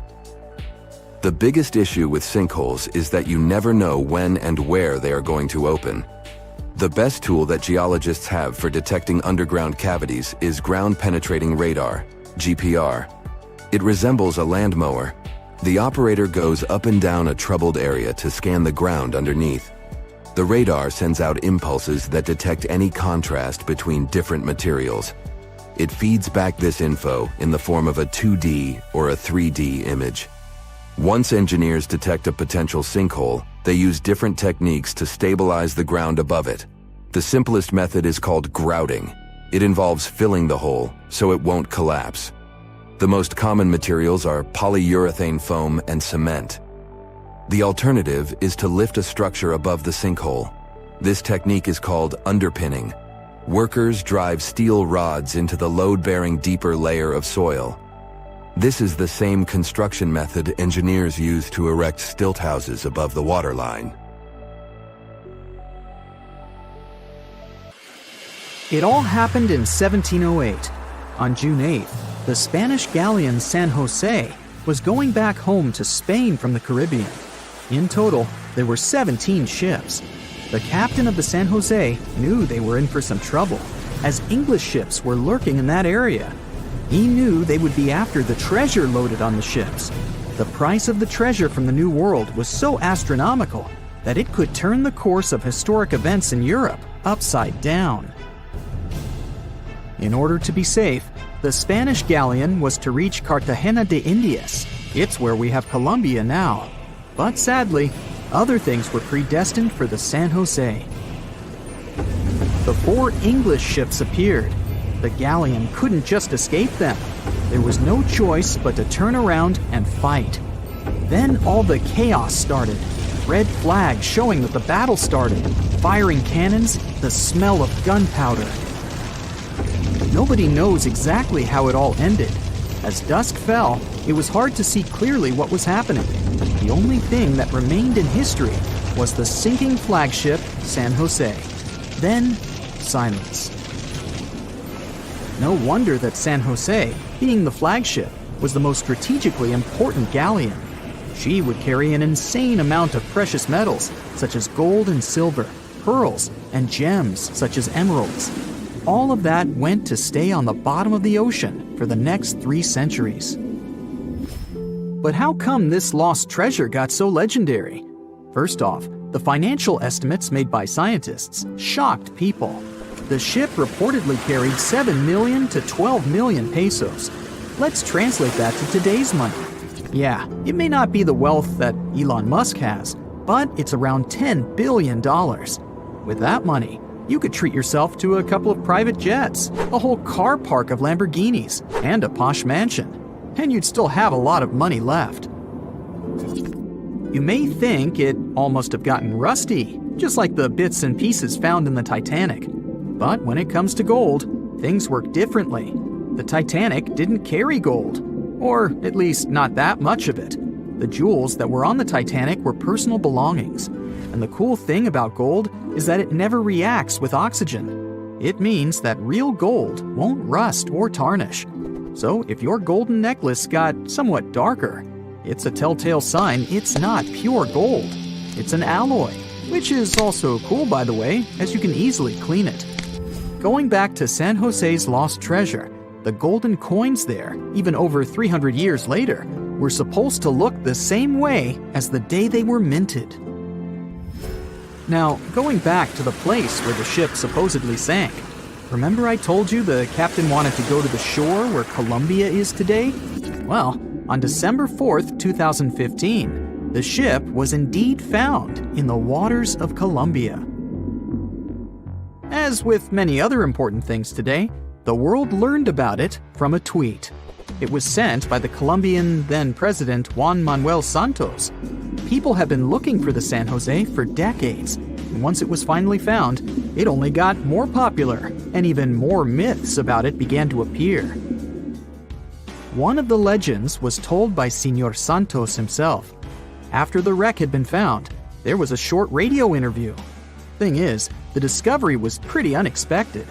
Many people spent a lot of time and effort looking for that wreck, and many of them even gave up hope of ever finding it. Juan Manuel Santos told a story about how the wreck had been discovered. There was an official event outside Colombia where he was accosted by a man. He looked like the famous writer Hemingway. He sported a white beard and had white hair. The only thing that Hemingway-looking man wanted was 2 minutes of Santos's time. The president conceded and listened to the man. What happened next was unbelievable. The man pulled out an antique map, more precisely, a carefully framed copy, and told the president that no one else knew about it. The man pointed to one exact spot. He said that it was the exact location of the treasure, and that that place didn't appear on any other map. He guaranteed that he knew where the treasure was. The story sounded crazy and swashbuckling. Whoever that man was, he turned out to be right. His identity remains a mystery for everyone, but somehow that man found the funding, determined the area to be inspected, and even made his way to meet the president. Right, the San Jose was stuffed with gold, and whoever found it would get filthy rich for the rest of their life. But let's face it, there's no way an ordinary person could ever discover such a treasure, as it requires too much effort and too much funding. But what if you're into treasure hunting, and you want to go and find some treasure chests somewhere? Well, I guess I have a story about ordinary people looking and even eventually finding real treasure. Meet Forrest Fenn, an eccentric millionaire who hid a $1 to $5 million treasure. The exact worth was unidentified. You see, even Mr. Fenn himself said he never tried to appraise it. Inside the chest, there were 265 American gold eagles and double eagles, ancient coins, gold nuggets, you name it. Forrest stashed the chest in the Rocky Mountains and announced the treasure hunt back in 2010. Now let's focus on a map for a little bit and see how vast the Rocky Mountains are. Basically, the treasure hunters were supposed to sweep the two countries, both the USA and Canada. At first, it was a small treasure hunt with only a couple of people who knew about it. But sometime later, there was pretty much a competition, as tens of thousands of people set off to look for the treasure. There was research stating that over the decade, about 350,000 people tried their luck looking for the mystery chest. To announce the hunt, Forrest Fenn used a poem made up of 24 lines. The poem had some hints in it that most treasure hunters failed to decode. It was so well hidden that it took 10 years to finally discover it. There was also a blog called Thrill of the Chase, and on June 6, 2020, Mr. Fenn finally posted the long-awaited news. The treasure had been found. Forrest himself admitted that anyone who read the instructions from the poem carefully could find the treasure. The poem created a lot of buzz on the internet, with many users trying to decode the 9 hints the poem had. Some of them even suggested the possible keys to decode the puzzle. Those speculations might have helped the person who eventually found the treasure. At first, even Forrest Fenn himself didn't know who cracked all the codes in the poem, made it through the dense forest, and retrieved the chest. The lucky finder preferred to stay anonymous, and all we initially knew was that it was a man from the eastern United States. The winner sent a photograph to Forrest Fenn, and thus the treasure hunt was officially over. Sometime later, though, he revealed himself. It was Jack Stewart, a former journalist and medical student. The treasure was hidden under a canopy of stars in a forest in the Rocky Mountains. The vegetation there is lush, so the chest was hidden deep within. The chest had never been moved from the place where it was originally hidden. The exact location is still unknown, but we know that the treasure was hidden in Wyoming. Jack admitted that not all the advertised treasures were found in the chest. A small gold frog on a necklace and a Spanish emerald ring were missing. Forrest indeed found the frog in his collection and gave it to Stewart, but he failed to find the ring. The treasure hunt created by Forrest Fenn may seem extravagant, but he explained why he decided to start it. The only thing he claimed to have in mind was to give people some hope. It's 1898, and you're taking part in excavations in Saqqara. This place, not far away from Cairo, is full of ancient tombs and pyramids. You're in your Indiana Jones mood and hope to find something really phenomenal to become famous. Gold, manuscripts, treasure maps, mummies of famous pharaohs. Wait, a wooden bird? You're really disappointed as it looks like a regular toy. An old one, but still. Little do you know that years later, someone would propose that your bird was actually an ancient monoplane. So the artifact, nicknamed the Saqqara bird, is made of a sycamore tree. The birdie has a wingspan of just 7 inches and weighs around 40 grams. A perfect original souvenir from Egypt, I would say. It's over 2,000 years old and looks pretty plain, without any carvings of feathers or other intricate ornaments. It has a beak and eyes, though, which makes our find look like a hawk, the emblem of the deity Horus. Its tail is rather unusual as it's squared, looks weirdly upright, and it seems like the sunken part of it was the place for a now missing piece. Humans love solving a good mystery, so there have been several attempts to explain the use of the birdie. First, quite simply, is that it was a ceremonial object. The second idea is that it was a toy for a child from some well-off family.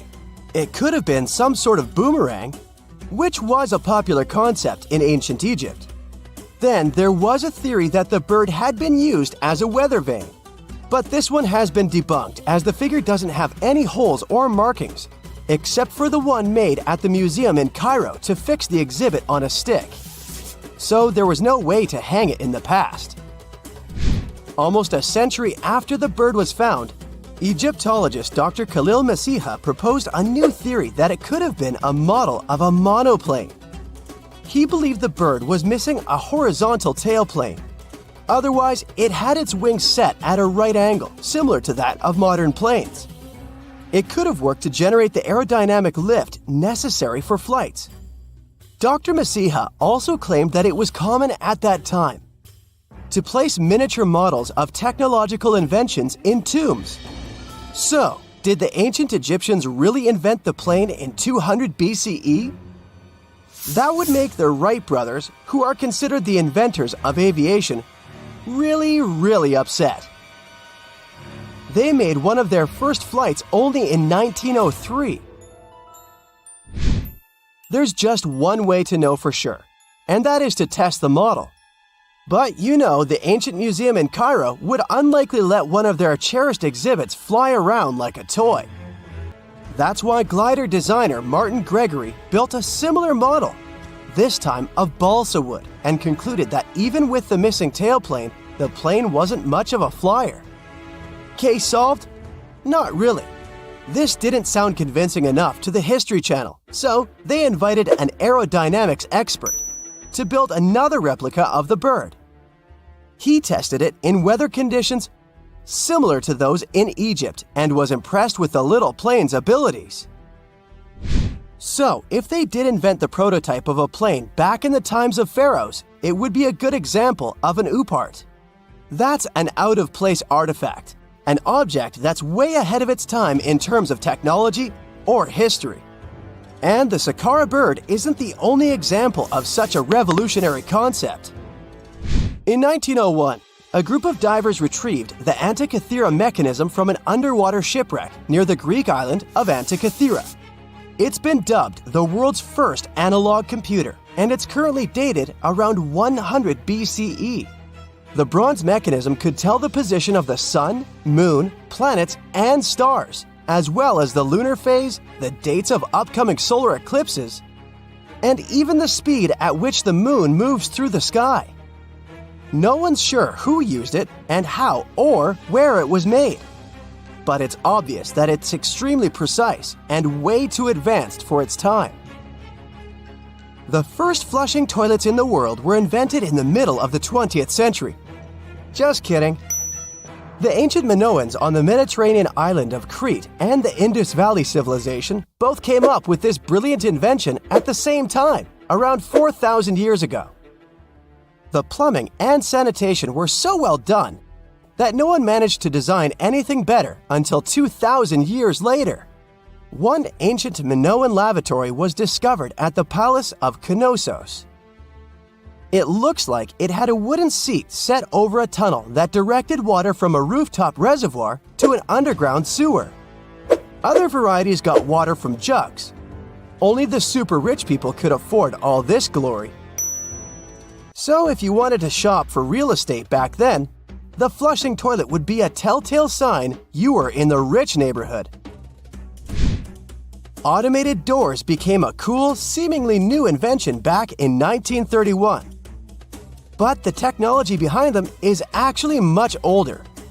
Think the 1st century CE old. Mathematician and engineer Heron of Alexandria came up with a hydraulic system to open and close temple doors. To bring it into action, you need to light a fire to produce heat. There was a brass pot under the fire, half filled with water. The inventor connected the brass pot to containers that acted as weights. When the fire was burning, the water moved into the containers. They went down and pulled the ropes. It was nothing like a supermarket door that opens in front of you before you even have time to think.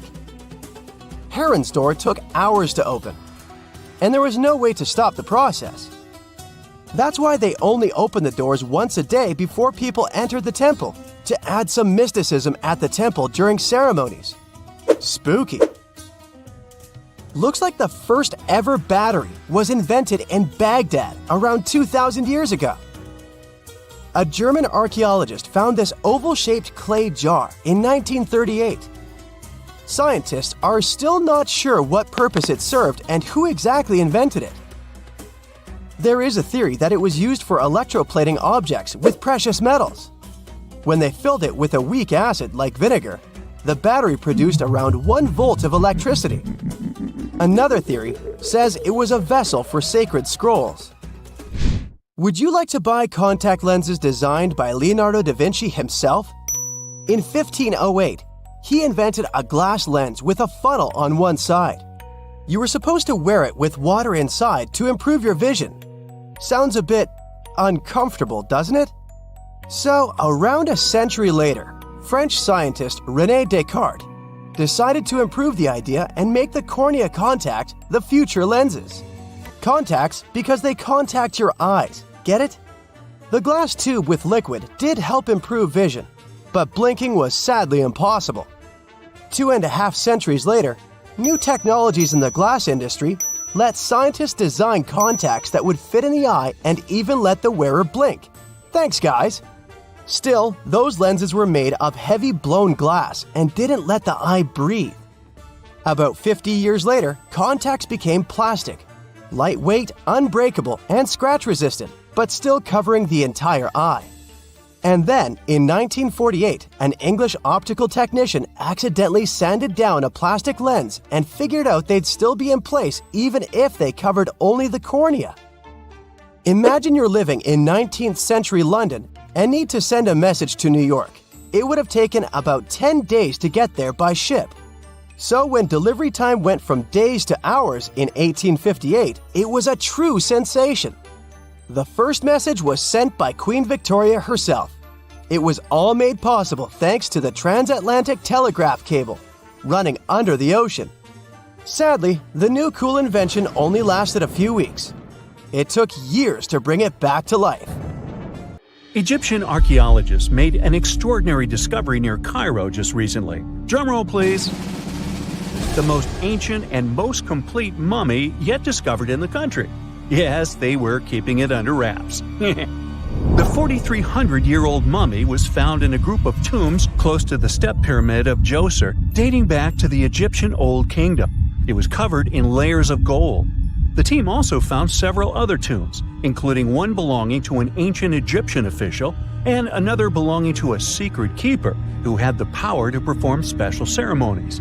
Another interesting tomb was that of a writer, which featured the largest statues ever found in the area. This vast burial site is also home to more than a dozen pyramids and resting grounds. Probably one of the most famous mummies in the world is that of Hatshepsut. She ruled Egypt like a boss for around 20 years, building all sorts of impressive buildings and creating new trade routes. But when archaeologist Howard Carter found her tomb in the Valley of the Kings, her sarcophagus was empty. However, Carter did find 2 coffins in another tomb, one of which belonged to Hatshepsut's wet nurse and the other to an unknown woman. In 2006, a team of specialists decided to investigate whether that mysterious lady was the queen herself. They found a molar tooth in a wooden box with Hatshepsut's name on it, and when they compared it to a gap in the mummy's mouth, it was a perfect match. Ramses II was a pretty impressive ruler, but it was his mummy that eventually made history. Now, we don't hear too much about his daddy. Okay, I'll stop. Ramses is considered to be the most powerful pharaoh in all of Egypt, as he reigned for a whopping 6 decades. He also lived to be over 90 years old. Now that's pretty amazing, considering the time he lived in. Ramses II supposedly had over 100 offspring too. Talk about a big family. When he passed away, his body was originally buried in the Valley of the Kings, but some sneaky guys tried to rob his tomb of all his treasures. Officials back in the day weren't having any of that though, so they moved his body to a secret location to keep it safe. Fast forward to the 1800s, and Ramses II's mummy was discovered along with a bunch of other rulers and important officials. But it wasn't in the best condition, so archaeologists flew it to Paris to get it, pampered. Problem was, he couldn't just be transported into another country. The only solution available was to give Ramses II his own passport. His occupation was listed as king, and the document even featured his photo. Most mummies aren't necessarily known for having the most hydrated skin. But that of an ancient woman, also known as Lady Di, proves otherwise. No, not that Lady Di. This wealthy lady from ancient times was discovered in an ornate tomb in 1971, and she looked fabulous, if we can say so about a mummy. Thanks to the special conditions in her tomb, like the moisture in the environment and the lack of oxygen, her body was almost perfectly preserved. Her skin was soft, her hair was on point, and she was still flexible. The museum that now proudly displays her mummy also shows a ton of fancy items that were buried with her, like dinnerware and musical instruments. Archaeologists investigated the mummy further and discovered that she passed away from a heart attack at around 50 years old. Even though it hasn't been around for over 2,000 years, Lady Di is still making history. The mummy of Otzi the Iceman was discovered in the Alps in 1991. Austrian authorities initially thought he was a modern mountaineer because he was so well preserved. Turns out, he was actually from the Copper Age. He was found in a mountain pass over 10,000 feet above sea level. Through studying his mummy, we've learned so much about life in Copper Age Europe. For example, we know that he was a native of Central Europe and enjoyed eating meat. He also suffered from arthritis, narrowing arteries, and intestinal problems. But he likely used acupuncture and medicinal herbs to treat these conditions. And apparently, he was pretty handy with tools. He sharpened them just days before his untimely demise. Who knows if he was expecting trouble or just getting ready for some routine work. Now, King Tut and his story is most likely the one that made all mummies famous. This pharaoh passed away at the young age of 19, more than 3,000 years ago. But his mummy is still one of the most well-known in the world.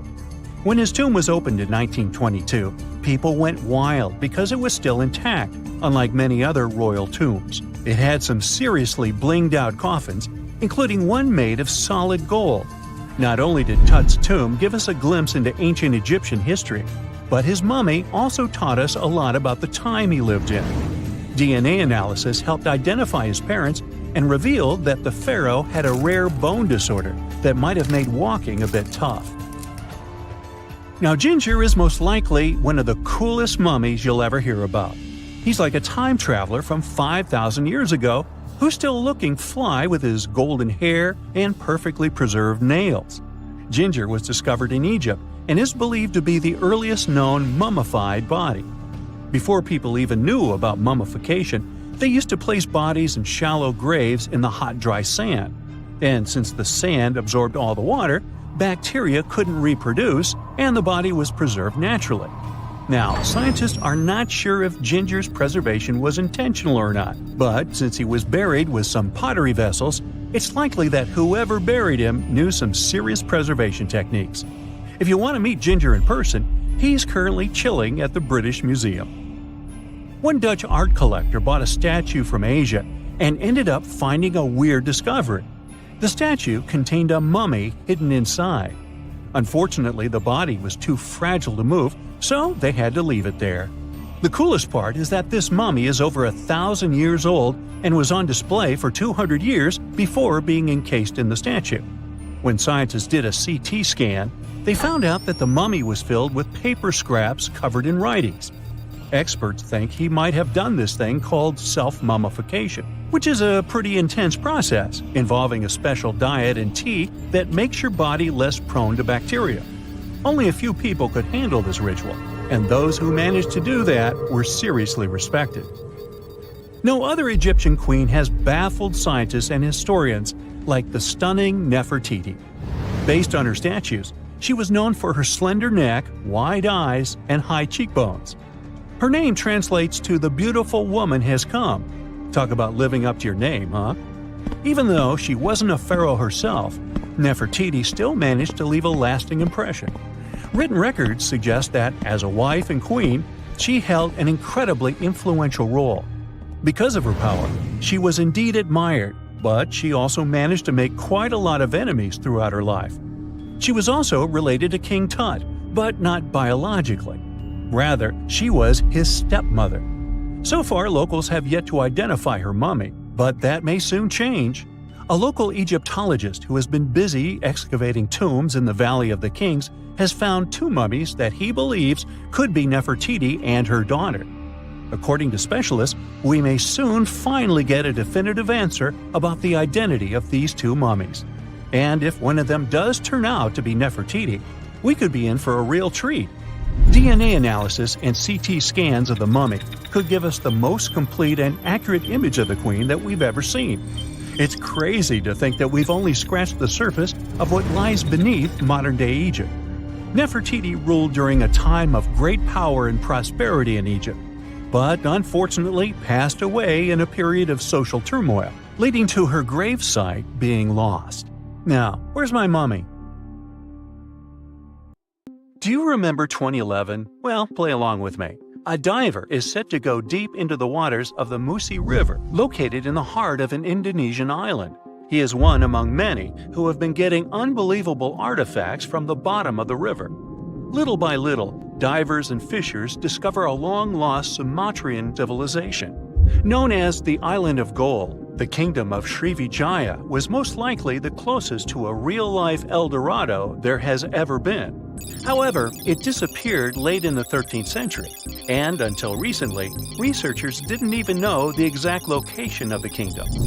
Picture a civilization built on a river, a true water world, according to the archaeologists that have been studying Srivijaya. Houses, markets, and places of worship were built on wooden piles above the level of the water. Citizens moved around like modern-day Venetians in simple boats. Srivijaya was known to be a rich and important kingdom. It existed from the 7th to the 11th century CE. It was part of the Silk Road, and anyone traveling from east to west had to pass through the city. Their kings were smart and gained control of the Malacca Strait, which allowed the town to have total control over trading routes in the region. If anything, they sure were honoring the town's name. Srivijaya translates from Sanskrit into prosperous victor, or simply glorious. The kingdom was an important commercial outpost of ancient times. It was strategically located among the most influential commercial routes of the ancient world, which means its citizens became extremely rich. Ancient wealthy societies used to overly display their gold and precious metals. They would often use these metals as offerings to their deities, or they would use them to forge large statues and to make jewelry for kings and queens and decorations for their palaces. Srivijaya wasn't different. Local Indonesian divers who have been exploring the half-mile of the Mesa River near the city of Palembang have found some evidence. So far, they've discovered a life-size statue of Buddha, jewelry studded with precious gems, temple bells, mirrors, golden jugs, and other items.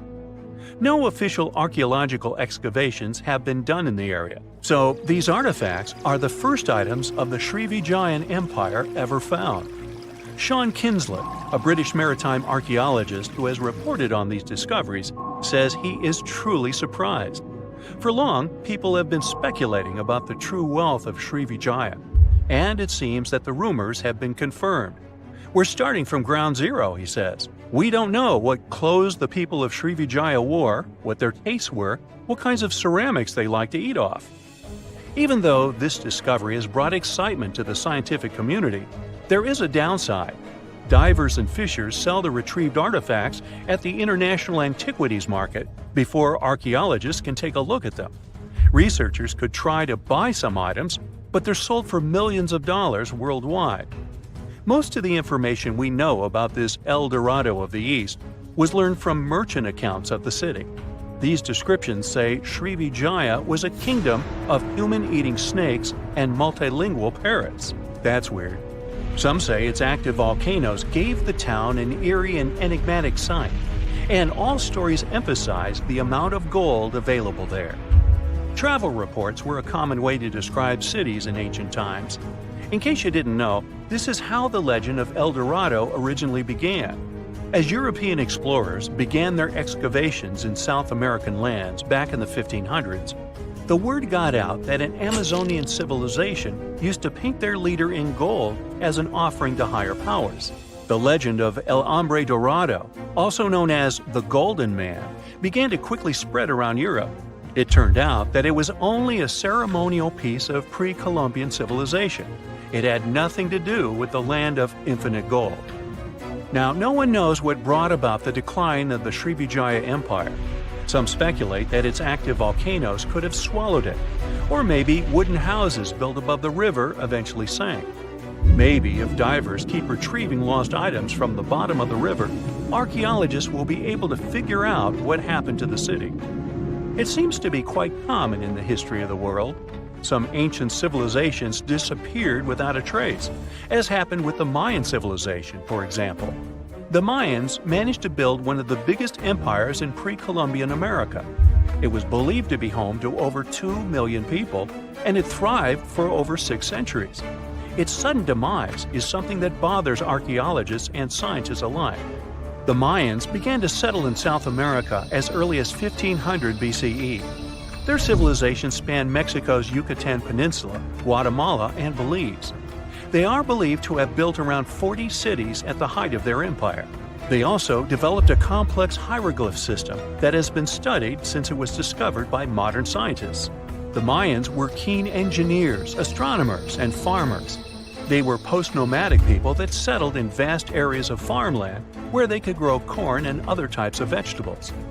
Archaeologists are still learning a lot about the Mayan civilization by examining their ruins. The city of Chichen Itza, located in the Yucatan Peninsula, is one of the most important Mayan sites on Earth today. The site is made up of a total of 26 ruins, and it is home to a world-famous pyramid known as El Castillo. It consists of a series of square terraces with stairways on each of the 4 sides of the temple. It was built as an homage to a feathered serpent deity. The Mayans were such architectural geniuses that they managed to build a pyramid that cast a particular shadow. More specifically, in the late afternoon during the spring and fall equinoxes, the pyramid casts several triangular shadows that create the illusion of a feathered serpent crawling down the pyramid. And they created this with none of the tech we have today. The city is so amazing that since 2007, it has been considered one of the 7 wonders of the New World. The Mayan Empire thrived for over 6 centuries due to their wise resource management system and astronomical knowledge. They were able to accurately predict eclipses and, using their rudimentary technology, could even locate Venus and Mars. They had everything to thrive for much longer than they actually did. This is why the Mayans' fall intrigues modern scientists so much. No one has been able to understand completely what led to their demise. That is, until a recent discovery. A study done by NASA claims it can explain what might have happened. Scientists have uncovered a sample of pollen trapped for over 1,200 years in ancient layers of lake sediment, which dates back to the time just before the collapse of the civilization. The analysis has revealed something completely new about the Mayans. Instead of the suspected claims that the Mayans disappeared due to terrible disease or some extended conflict in the region, it could have happened due to deforestation. Perhaps to build their entire empire, they had to cut a lot of trees. Without trees, their soil could have eroded, and all their fertile lands could have slowly and gradually become barren. According to NASA scientists, the temperatures in the region could have risen by about 6 degrees, and from that point on, the land would have become even drier and crops more difficult to grow. Basically, NASA says that the Mayans couldn't do the sole thing that made them thrive, which was agriculture, and their kingdom began to decline. Oh yeah, and this theory was supported by yet another find. Archaeologists found skeletons from the time of the empire. Those had prominent signs of malnutrition. This theory might really shed new light on Mayan history. It could explain what brought down such a powerful civilization. So, what do you say? Which theory is true? Have we actually managed to find out the reason for the fall of the Mayan Empire? 2 centuries ago, a 31-year-old Frenchman stormed into his brother's office in Paris. He had only one thing to share. "I've got it!" The man was so excited that he immediately collapsed. He spent the next 5 days in bed recovering his health. Who was this mysterious person, and why was he so thrilled? Jean-François Champollion made one of the greatest scientific breakthroughs in human history. He had cracked the code of Egyptian hieroglyphs. This enabled scientists to finally unravel the secrets of this ancient civilization. They weren't able to read hieroglyphs for nearly 2,000 years.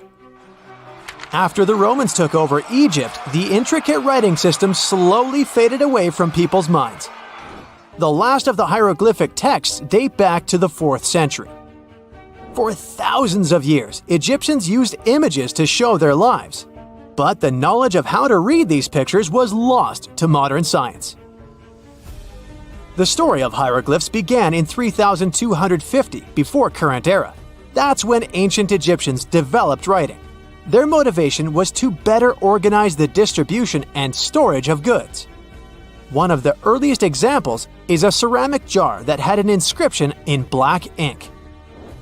There were two major writing systems.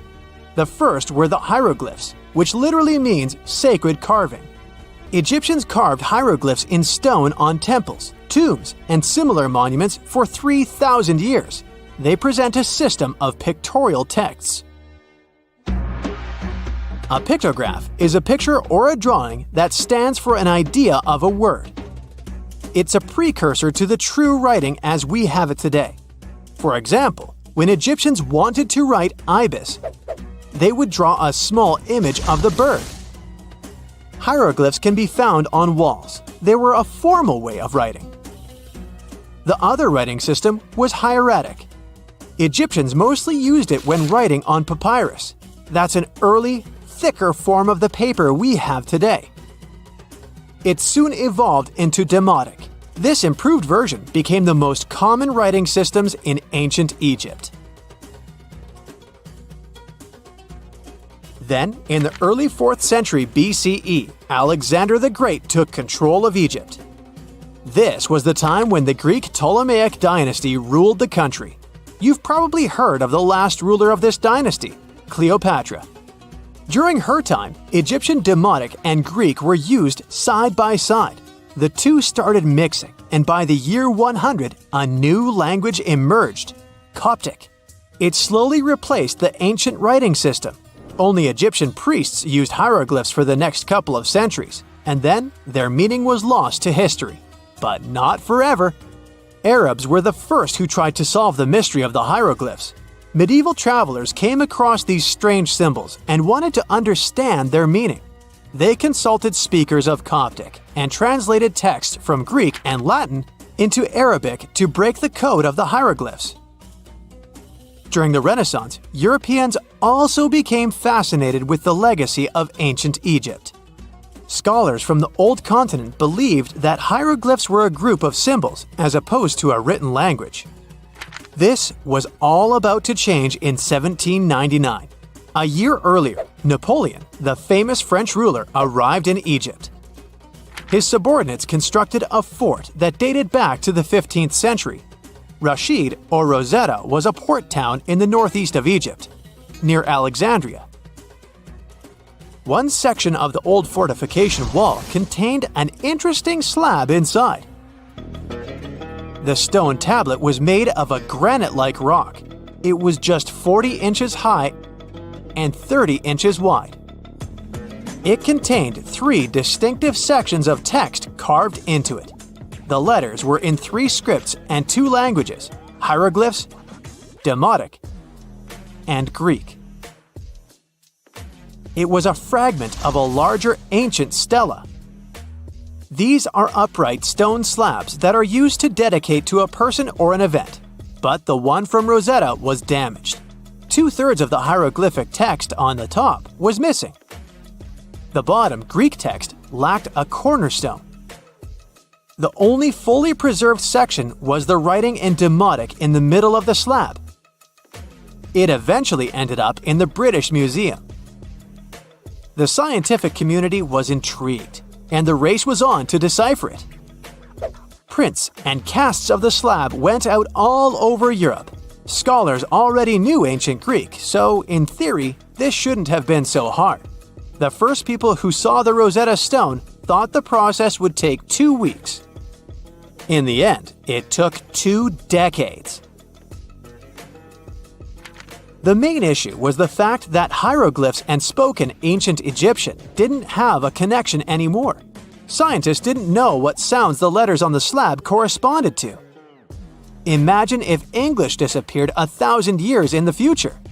Then someone finds a tablet with the word dog.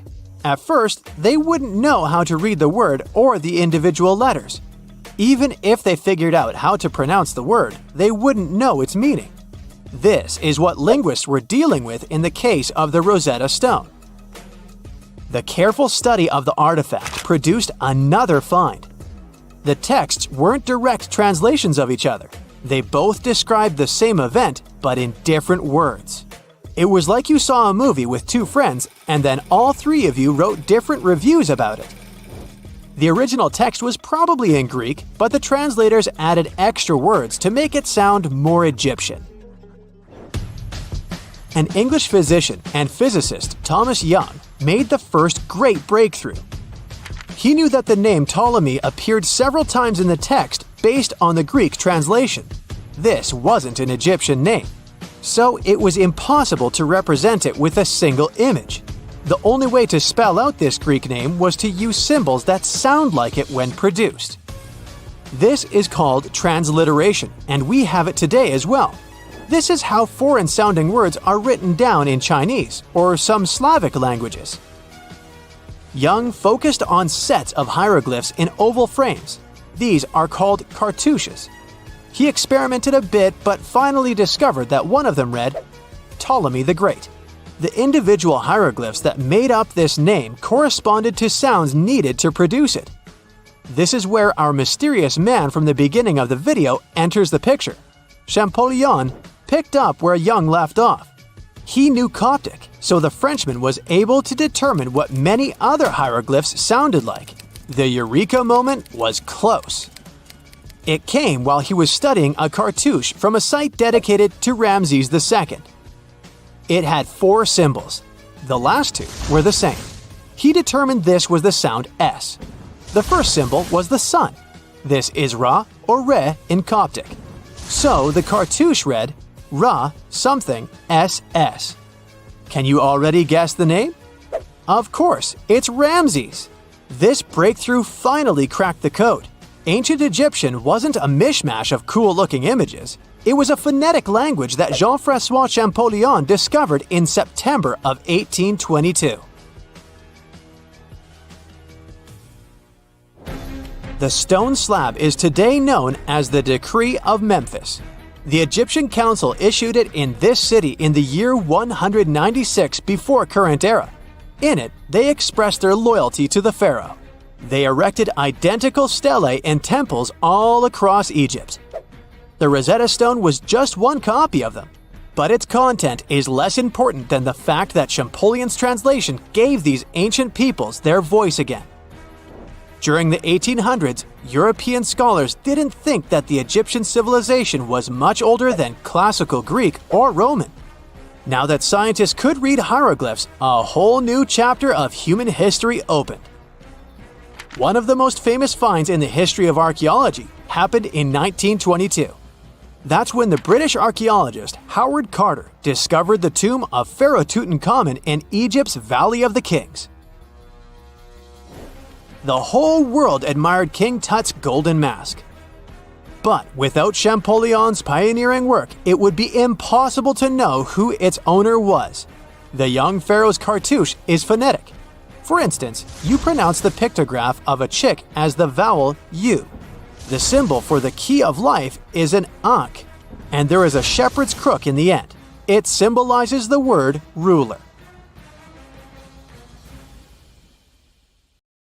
Imagine discovering an ancient city without leaving the comfort of your home.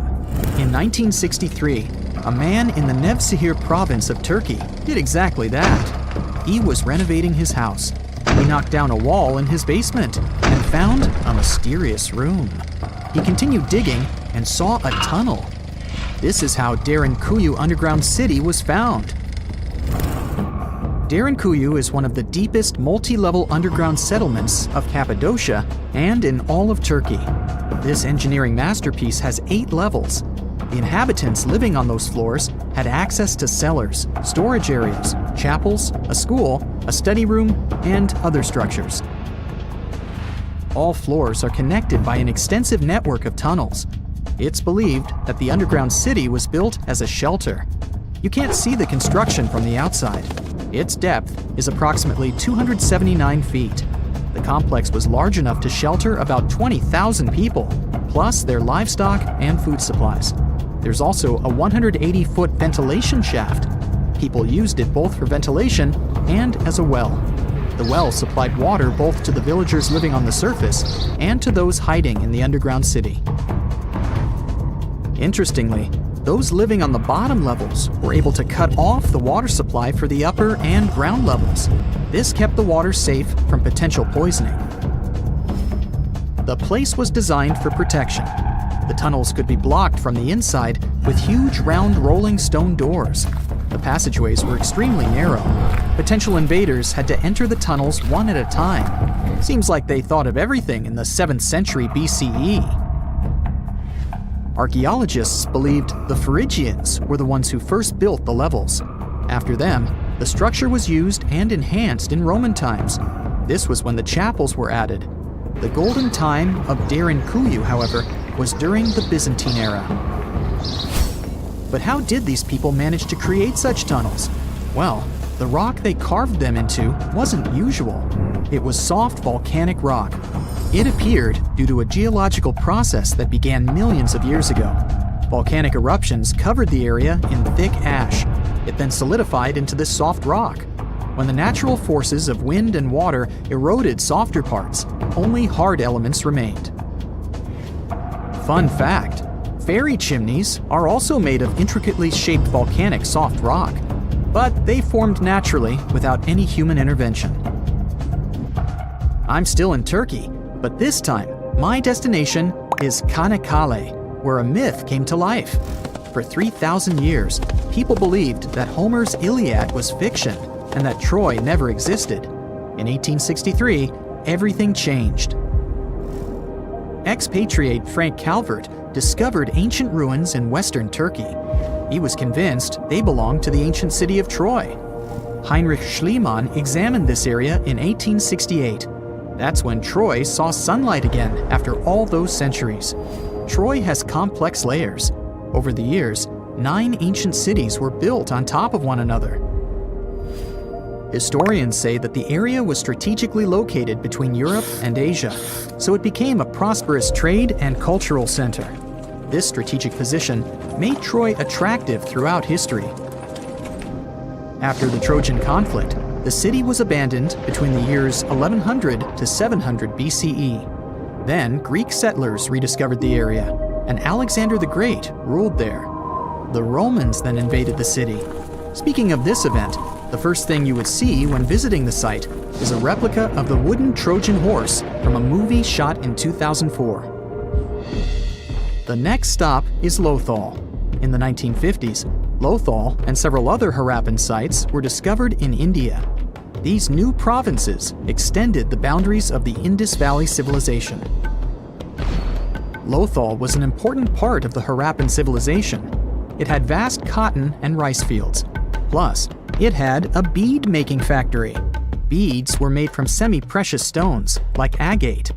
Many of these beads were later found in Mesopotamia, which serves as evidence that Lothal was a thriving trading port. Archaeologists believe that the city was part of an ancient trade route. Traces of agriculture? Check. Traces of trade? Check. What else? The remains of residential buildings, streets, bathing pavements, and drains. Some real city planning, and impressive examples of early urbanization. The town was well constructed. There were modern houses. Some of them had 6 rooms, bathrooms, a large courtyard, and even a veranda. Lothal also had the world's oldest known dock. It linked the city with the Sabarmati River and the trade route. The ancient Mayan city of Calakmul is located in southern Mexico in the tropical forest of the Tierras Bajas. From 500 CE to 800 CE, Calakmul was home to over 50,000 people. There was a central plaza surrounded by outer districts. And if we count both the inhabitants of all those outer areas and those who lived in the center, Calakmul had a population of more than 1.5 million people. It was a city that was habitable for 12 centuries. It's believed that the place had more constructions than any other excavated Maya settlements in the region. After 1000 CE, the Maya civilization there faced a downfall. The settlement that was once the center of Mesoamerica was almost completely abandoned. The ancient city was at the heart of the second largest tropical forest in America. The site is well preserved, So today, if you were to visit it, you would be able to picture what life looked like in ancient Mayan times. The city remains include architectural complexes and sculpted monuments, defensive systems, quarries, water management features, agricultural terraces, massive temple pyramids, and palaces, not to mention a variety of body ornaments and other accompanying objects. It proves that complex, state-organized societies lived in this tropical forest. The Mayans depicted nature in their paintings, pottery, sculptures, rituals, and even food. I'm moving on to a place people thought didn't really exist. The city of Thonis-Heracleion appeared only in a few inscriptions and ancient texts.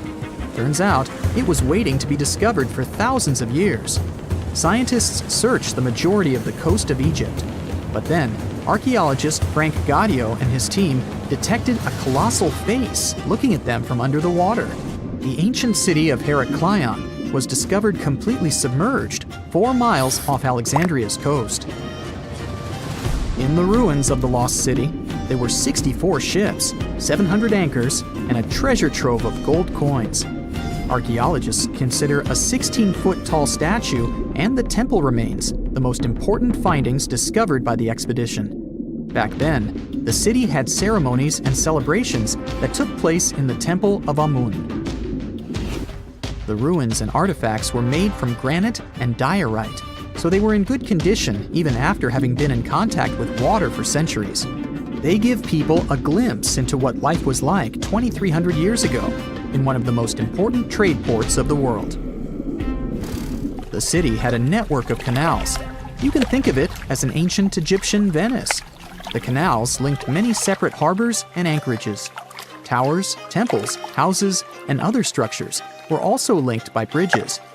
Thonis-Heracleion was the country's main port for international trade and the collection of taxes. No one really knows how the city ended up submerged, but archaeologists connect it with natural causes. At the end of the 2nd century BCE, most probably after a flood, Heracleion got covered with water. Then, Alexandria, the city founded by Alexander the Great, became more glorious than Heracleion. Before Alexandria's fame, Heracleion was the main port of entry to Egypt. So, after the disaster, many ships heading for Heracleion had to change their route and go to Alexandria. Heracleion lost its glory until its rediscovery in 1933. Mesa Verde is an American national park in Colorado. The park is the largest archaeological preserve in the U.S., with more than 5,000 sites, including 600 cliff dwellings. Mesa Verde means green table in Spanish. The name comes from the shape of the mountains in the area, with flat tops and steep sides. The park is an ancestral Puebloan archaeological site. Starting from 7500 BCE, a group of nomadic Paleo-Indians seasonally lived in Mesa Verde. They were hunters, gatherers, and crop farmers. They built the first pueblos in the region. By the end of the 12th century, the Mesa Verdeans began constructing massive cliff dwellings, which are now the best-known structures in the park. It's 1898, and you're taking part in excavations in Saqqara. This place, not far away from Cairo, is full of ancient tombs and pyramids. You're in your Indiana Jones mood and hope to find something really phenomenal to become famous. Gold, manuscripts, treasure maps, mummies of famous pharaohs. Wait, a wooden bird? You're really disappointed as it looks like a regular toy. An old one, but still. Little do you know that years later, someone would propose that your bird was actually an ancient monoplane. So the artifact, nicknamed the Saqqara bird, is made of a sycamore tree. The birdie has a wingspan of just 7 inches and weighs around 40 grams. A perfect original souvenir from Egypt, I would say. It's over 2,000 years old and looks pretty plain, without any carvings of feathers or other intricate ornaments. It has a beak and eyes though, which makes our find look like a hawk, the emblem of the deity Horus. Its tail is rather unusual as it's squared, looks weirdly upright, and it seems like the sunken part of it was the place for a now missing piece. Humans love solving a good mystery, so there have been several attempts to explain the use of the birdie. First, quite simply, is that it was a ceremonial object. The second idea is that it was a toy for a child from some well-off family. It could have been some sort of boomerang, which was a popular concept in ancient Egypt. Then there was a theory that the bird had been used as a weather vane. But this one has been debunked as the figure doesn't have any holes or markings, except for the one made at the museum in Cairo to fix the exhibit on a stick. So there was no way to hang it in the past. Almost a century after the bird was found, Egyptologist Dr. Khalil Masiha proposed a new theory that it could have been a model of a monoplane. He believed the bird was missing a horizontal tailplane. Otherwise, it had its wings set at a right angle, similar to that of modern planes. It could have worked to generate the aerodynamic lift necessary for flights. Dr. Masiha also claimed that it was common at that time to place miniature models of technological inventions in tombs. So, did the ancient Egyptians really invent the plane in 200 BCE? That would make the Wright brothers, who are considered the inventors of aviation, really upset. They made one of their first flights only in 1903. There's just one way to know for sure, and that is to test the model. But you know, the ancient museum in Cairo would unlikely let one of their cherished exhibits fly around like a toy. That's why glider designer Martin Gregory built a similar model, this time of balsa wood, and concluded that even with the missing tailplane, the plane wasn't much of a flyer. Case solved? Not really. This didn't sound convincing enough to the History Channel, so they invited an aerodynamics expert to build another replica of the bird.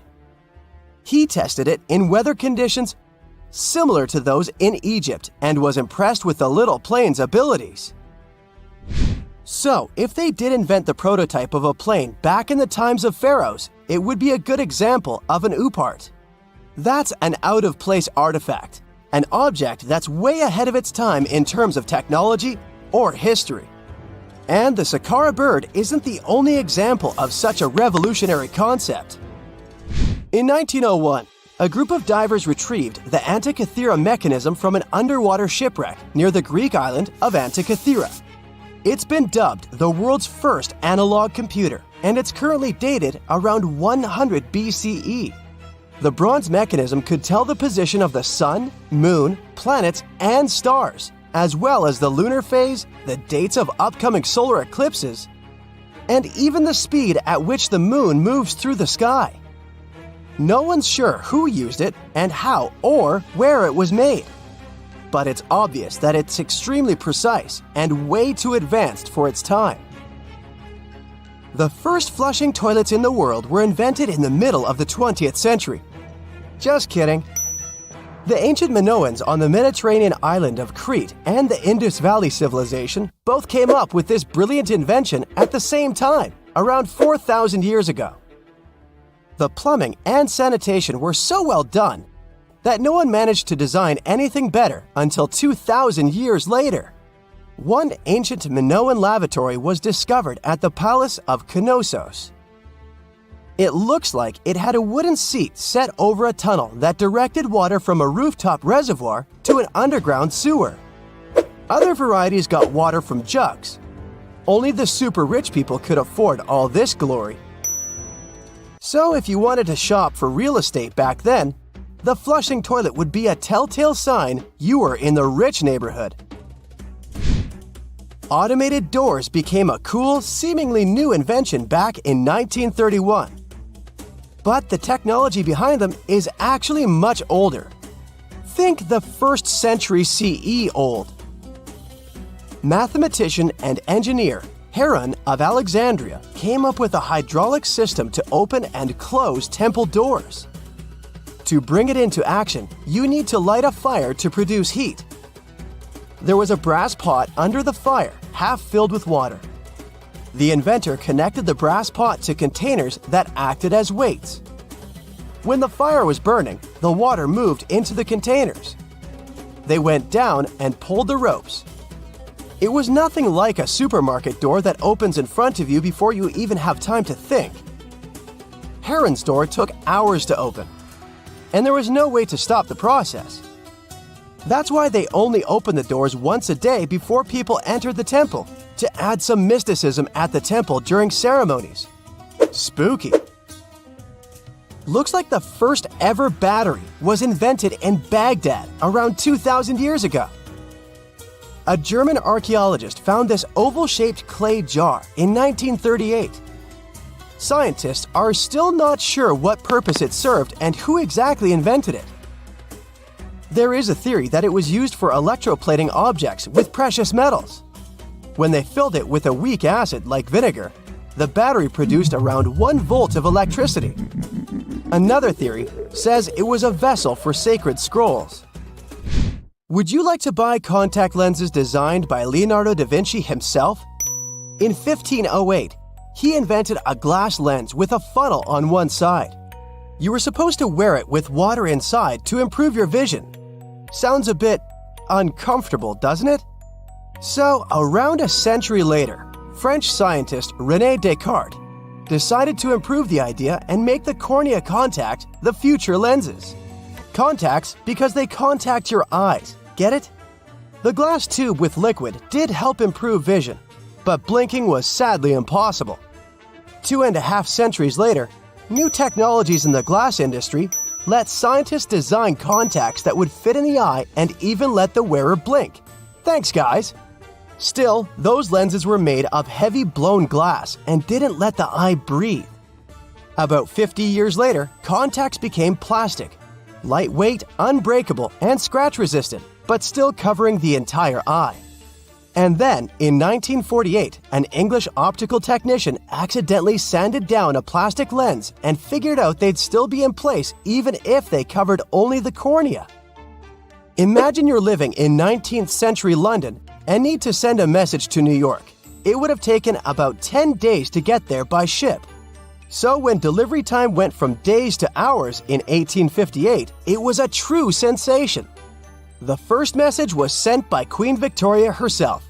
It was all made possible thanks to the transatlantic telegraph cable, running under the ocean. Sadly, the new cool invention only lasted a few weeks. It took years to bring it back to life.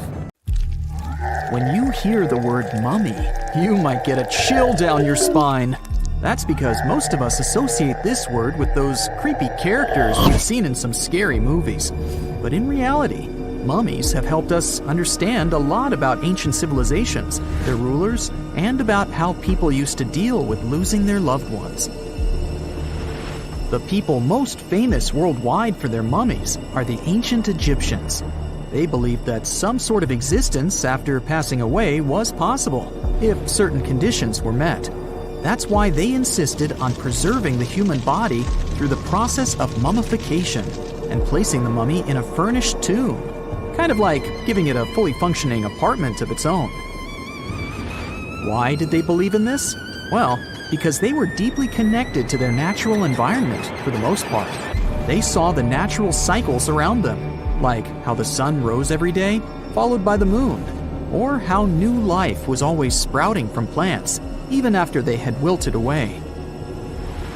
They also believed that the powerful spirit Osiris, who represented the cycle of passing away and resurrection, played a role in this process.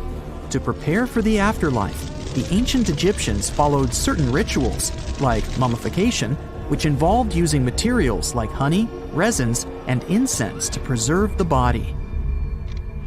There's no other mummy more popular than that of King Tut. He was a young pharaoh who ruled over 3,000 years ago in Egypt. The problem with discovering ancient royal tombs is that most of such burial sites were previously robbed. People knew ancient rulers had been left with many valuable belongings, so those locations became vulnerable to thieves. When King Tut's tomb was opened in 1922, people were excited because it had not been robbed, like many other previously discovered royal tombs. That's how well hidden it was. Inside, his mummy was encapsulated in a total of 3 coffins, including one made of gold. The objects found in his tomb showed us what ancient Egypt was like. And studying his mummy also helped us learn about the culture and practices popular at the time when he passed away. We also learned about his family by looking at his DNA. Scientists were able to discover that he had had a disease called malaria and a problem with his foot that might have made it hard for him to walk. Ramses II was another pharaoh in Egypt who ruled for 68 years, which was quite a lot back in the day. He was known for his expansion campaigns and building projects. Many objects from his time as a ruler still exist today, including a large statue of him. Ramses II was about 6 feet tall and lived to be about 90 years old. After looking at his mummy, scientists concluded that he may have had a medical condition that affected his spine. Now, remember those thieves I mentioned before? They are probably the reason why Ramses II ended up in a plain coffin in a secret collection of royal mummies at Deir al-Bahari, which was rediscovered in 1881. Thankfully, archaeologists were able to identify him because his journeys had been recorded on his wrappings. The process was really tedious too. In fact, in ancient Egypt, the mummification process could take a staggering 70 days to complete. A special person would say a very specific speech while delicately handling the body and drying it out using a type of salt called natron. They also used linen and resin to make the body look more lifelike and to wrap it in cloth. The tomb was equally as important for ancient Egyptians. The walls of King Tut's tomb, for example, were adorned with intricate artwork that depicted his journey to the afterlife, from his burial procession to his passage through the underworld. The ancient Egyptians believed that everyone made this journey after passing away, and they filled their tombs with items and paintings to help the person in their spiritual travels. Additionally, the walls of the tomb were decorated with spells from a special book, which contained a collection of poems that the Egyptians believed would help people reach the afterlife.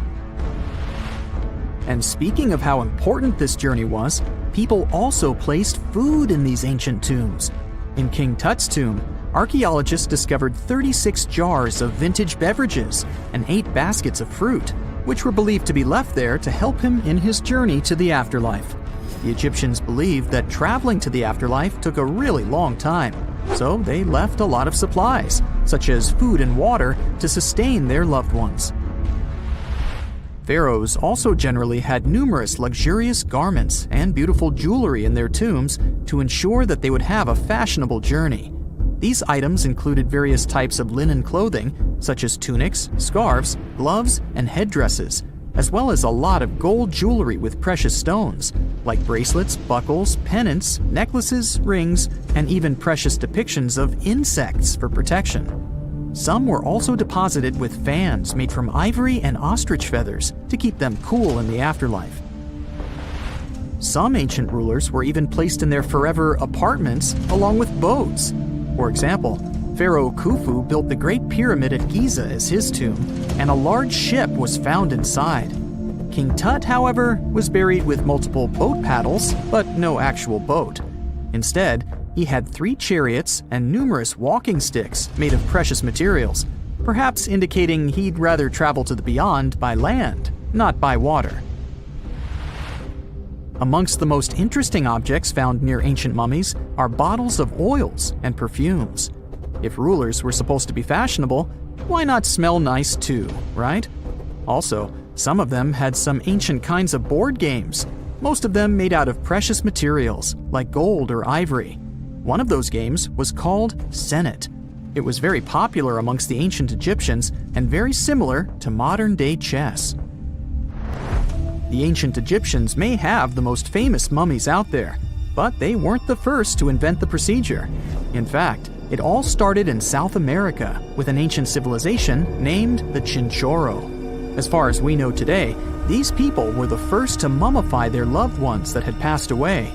They did it somewhere around 2,000 years before the Egyptians started their own rituals.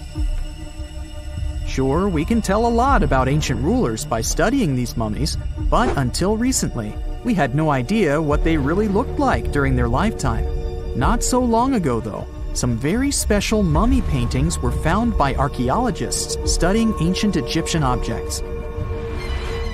These mummy portraits are highly detailed paintings of individuals that were made while they were still alive. Such paintings were often painted on wood, as opposed to the classical portraits we all know about, which are painted on canvas. They are known for their realism and beauty, and have even been used by researchers to diagnose diseases by comparing them to the corresponding mummies. Some of these portraits also include depictions of jewelry, which was later found on the mummies. The recent discovery of these mummy portraits in Central Egypt is significant, as it marks the first time in over a century that such paintings have been found. Mummies appeared all around the world naturally, too. Mummification can occur without people intervening because of natural conditions, like extremely cold or hot environments, places with a lack of oxygen, or accidental exposure to chemicals that preserve the body. These conditions don't allow bacteria to grow, resulting in the body remaining more or less intact. Famous Otzi was one of these mummies. We know today he was a man who lived around 5,000 years ago in Europe. But upon his discovery in the Alps in 1991, Austrian authorities initially believed that he was a modern mountaineer because of how well preserved the body was. However, after the Iceman was removed from the glacier, it was determined that he was actually from the Copper Age. The year is 1923. Two teenagers sneak out of their homes in the middle of the night in Florida City. Rumor had it that an old man was building a rock castle by himself. But every time someone tried to see what the old man was doing, he would stop working. The curious teens managed to sneak into Ed's backyard and saw something they could later describe as magic. They recalled seeing rocks moving around like helium balloons. The old man was moving up to 30 tons of stone by himself to build his castle. Even if he didn't allow anyone to see him working, he would proudly talk about it around the town. But whenever people asked how he was building a stone castle all on his own, he simply answered, "I cracked the secret of the pyramids." This story begins in Latvia, Edward Leedskalnin's home country. Edward was born in a small village on January 12, 1887. He was born in a family of stonemasons, which is probably where he learned ancient techniques of building. However, he grew up as a sickly boy, which meant he could never carry much weight or undergo heavy physical activity. At the age of 26, an unfortunate turn of events determined Ed's fate. The love of his life broke off their engagement, and heartbroken Ed decided to move to the United States. He lived in a couple of American states before finally moving to Florida, where his life's adventure started. Ed spent years searching for the right spot of land to build his dream house. He always rejected good farmland. When people wondered why, he only smiled. Finally, when he bought land of his own, it was deemed terrible by his close friends. The soil was bedrock. He could neither plow nor farm it, but it seemed perfect for what he was seeking to build. Ed's close friends would often describe him as eccentric. When asked why he wanted to build a house, he would only say, "It's for my sweet 16. Someday she's coming back." Then, he changed the topic of the conversation. It took Ed about 30 years to finish Coral Castle, and he did it all by himself. He would only work under the cloak of night and never let anyone see what he was doing. The completed Coral Castle embodies a number of unsolved mysteries.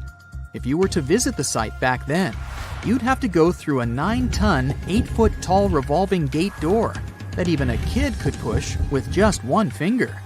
Ed was so proud of this door that he originally named the site Rock Gate Park. It was renamed Coral Castle only much later, after Ed's passing. Once inside, visitors would access the incredible wonders of Ed's constructions. Towers, mystic symbols, furniture, and swing sets, all made entirely of monolithic blocks of stone. The stones are set on top of each other, using only their weight to keep them together.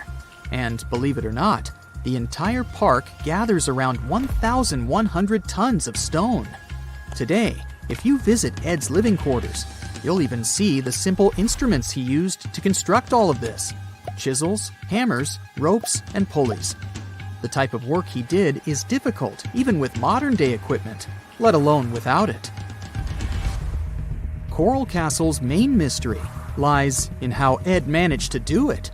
The only photograph of Ed Leedskalnin at work shows a simple leverage structure of a chain hoist attached to a wooden tripod. The tripod was made of old telephone poles with a small wooden box on top. What was in the box is, of course, a mystery. Unfortunately, he took his secrets with him, not sharing the truth of his work with anyone else. Yet, not all is lost, as there are many theories and speculation surrounding what could have happened there.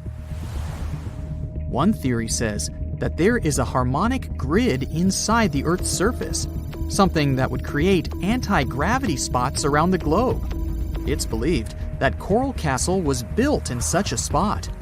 This could explain why it took Ed so long to find land that pleased him. Maybe what he was looking for was a place that allowed him to experiment with anti-gravity forces. Yet, whenever Ed talked about his work, he would say he understood the laws of weight and leverage, and, sure thing, that he had cracked the secret of the pyramid builders. And what secret is that, you might ask? According to Ed himself, it has to do with magnetism. He even published a pamphlet called Magnetic Current. There, he explains that every object has magnetic particles inside of them. A person just needs to understand where they are located inside such objects. This way, objects can be lifted and moved around without much effort, just like moving something heavy underwater. Researchers say that if we assume Ed Leedskalnin and the pyramid builders used the same technique, then it would only have taken 4,700 workers to build the Great Pyramid of Giza, instead of the 20,000 to 100,000 that is currently estimated. But this story just keeps on getting more and more mysterious. In the late 1920s, Ed was finishing the construction of Coral Castle in Florida City. Rumors about his work had spread around town. People said Ed was hiding a stash of money somewhere in his living quarters. One night, a group of men waited until Ed was alone and broke into the castle to rob him. They couldn't find the money, and luckily didn't harm Ed. But in the following days, he decided that it was best he moved out of that land. Of course, he took more than his toothbrush along with him. Ed decided to move the entire Coral Castle to another land, 10 kilometers away from where he had built the park. Legend says he hired a truck driver and asked him to swear secrecy about what Ed intended to do. He asked the driver to look away while Ed loaded the truck by himself, moving all of the rocks without any help. With the truck loaded, Ed and his castle moved to Homestead, Florida, where the park is located until this day. In 1986, a group of engineers from Florida University was called to try to fix the park's gate entrance, the 9-ton revolving door that Ed was so proud of. They arrived with plenty of modern-day equipment, including a 20-ton crane. When the engineers took the door down, they noticed that Ed had used a strange circular stone at the bottom of the revolving door. The engineers couldn't understand how this frisbee-sized rock could withstand 9 tons of weight without breaking into pieces. They sent the rock to the geology department at the University of Florida, but the geologists simply returned the rock, saying they couldn't find a match of this rock in their databases. They couldn't determine its origin. The engineers put the 9-ton gate back into place, trying to use other techniques. At first, it didn't work without the base rock Ed had originally used. So, they had to cut the gate rock to make it work as a revolving door once again, proving that modern-day technology couldn't replicate what Ed had done single-handedly. Fast forward to 2011, and another man claimed to have cracked the code of the pyramid builders and Ed Leedskalnin himself. Wally Wallington, a retired construction worker from Lapeer County, Michigan, has managed to build using similar techniques to those used by Ed. Wallington is known for having built his personal Stonehenge in Michigan. He is said to have used simple machines, such as levers and counterweights, moving around multi-thousand-pound concrete blocks. Unlike Ed, Wallington has shared his techniques with the public.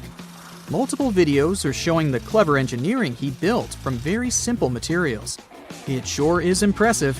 The man has moved his entire barn into another property just with the help of simple tools. However, there is no way to prove that these were the same techniques used to build Coral Castle. To this day, the secrets of Coral Castle haven't been unraveled. But hey, we can always keep trying to solve it. On a sunny day, a man was diving in shallow waters near South Africa. At one point, he saw something that didn't catch his eye at first. A pile of shells that looked as if it had been put together. Maybe by some other diver, he must have told himself. But out of all these shells came the most unusual of creatures, an octopus. The gorgeous underwater animal looked straight at the man before swimming away. Impressed by his new acquaintance, the diver started visiting the octopus every day. He watched it use shells and seaweed to protect itself and learned how it hunted and cared for its eggs. All these encounters became the basis for a now famous documentary. In the movie, the diver wanted to study the relationship between a wild octopus and its observer. Initially, the octopus was a bit too shy to let the man get close. But over time, it began to trust him and even explored his body. At one point, the octopus even rested on the diver's chest. The man soon began to look at the underwater creature as his octopus friend. Sure, the documentary did make it look like a true friendship, but that was most likely because of all the close-ups and eerie music. But you can't really know what the octopus is thinking. Maybe what looks like tenderness is just curiosity or confusion. Maybe an apparent hug is really just a defense mechanism. Some people may love octopuses, but can they really be friends with a human? Until they learn to talk, I guess we'll never know. That doesn't make an octopus less of an interesting creature, though. Apart from those quirky sets of tentacles, obviously, octopuses have another characteristic that sets them apart from other sea creatures. A recent study that involved studying the footage of octopuses living underwater shows that they sometimes develop this unusual behavior. They seem to throw things at each other on purpose. It can be anything from dirt from the bottom of the sea to shells or rocks. Octopuses are known to be solitary creatures, so when something or someone, like an underwater camera person, gets too close to them, they might lash out. Just as we have yet to discover the limits of our galaxies and constellations, we know very little about the bottom of the sea. It's one of the reasons why we find it so hard to explain the behavior of some underwater creatures. The truth is, we don't have good enough technology able to deal with harsh conditions and a limited amount of light underwater. You might have asked yourself at one point, what's the deepest part of the ocean? It's called the Mariana Trench. We don't really know exactly how deep this giant hole is, since it's too difficult to measure, but it's somewhere around 6.8 miles deep and 5 times longer than the Grand Canyon. This massive underwater trench was first studied back in 1875 with the help of a weighted rope. Back in 2012, a Canadian film director reached the bottom of the trench in a submersible vessel called the Deep Sea Challenger. Some of the most bizarre creatures on the planet were discovered here, including the Dumbo octopus, the sea cucumber, and the goblin shark. The Mariana Trench got its name from the nearby Mariana Islands, which were named Las Marianas in honor of Spanish Queen Mariana of Austria. The Mariana Trench might be the deepest part of the ocean that we know of. But one other mysterious phenomenon that's interesting for researchers is called phantom bottoms. In the late 1940s, when the sonar became standard equipment, ships and submarines noticed unexpected signals coming from the ocean. Those signals came from areas where no seafloor was supposed to exist. What's even more mysterious is that this fake seafloor appeared to move. One researcher at Scripps University found out that these phantom bottoms showing on maps were indeed alive. They were made out of a layer of jellyfish, shrimps, and other deep-sea creatures. The reason why they move is that they rise to the surface at night to feed. To top it all off, even the way these creatures move is kinda calculated. They don't just move randomly, but seem to gather together by species. We used to believe underwater animals behave this way only to avoid being caught by predators. It's a mystery to scientists why they group in the same way to form a fake seabed. Our curiosity about the deep waters doesn't stop at the seafloor. If you went on a vacation to the beach when you were young, you probably remember the fun of digging in the sand. As the hole got deeper, you may have asked yourself, could I dig all the way to the other side of the Earth? None of us have ever found out. Our parents took us home when it got dark and chilly. Scientists are more reasonable when it comes to this subject. For starters, they know the best place to start digging would be underwater, since those regions are already deeper than what we can find on land. They also do not have the ambition to drill a tunnel through Earth. It's not even possible. That's mostly because of the extreme heat and pressure inside our planet. Even if we could technically dig a tunnel, it would not be safe to travel through it. However, reaching the mantle and retrieving a sample would be a huge scientific achievement, similar to landing on the moon. What we live on is called Earth's crust. Underneath it, there are other layers called the mantle, outer core, and inner core. Researchers have been trying to drill into Earth's mantle since the 1960s, but they haven't succeeded. Some failed due to technical issues, and others were unlucky and chose the wrong places to drill. Our planet's mantle is made of molten rock. Wouldn't that be dangerous if we ever reached it? Scientists say we have nothing to worry about, though. If and when the drillers eventually pierce through the crust underwater, hot molten rock won't pop up the hole and spill onto the seafloor like it would during a volcanic eruption. Mantle rocks aren't solid, sure, but they move slowly, at the same speed as your fingernails grow. Another of those famous deep-sea mysteries is that of the 1997 bloop. You heard that right. I'm talking about a weird sound that seemed to come from deep under the waves.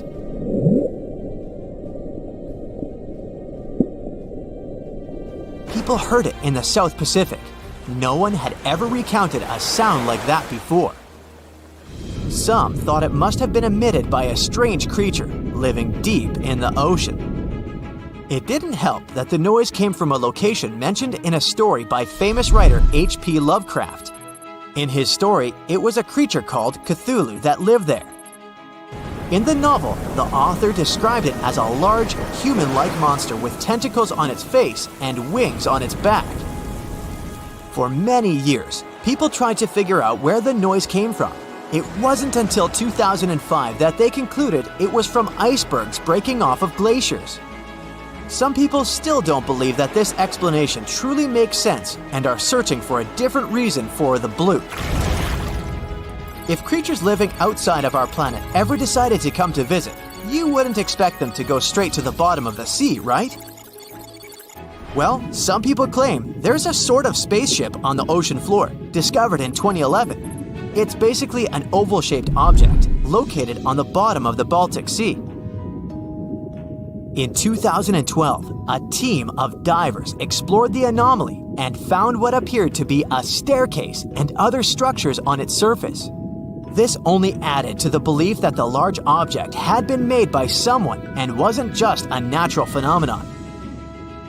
Even more bizarre, close to the unidentified anomaly, the explorers' electrical equipment, like sonar instruments and satellite phones, started to malfunction.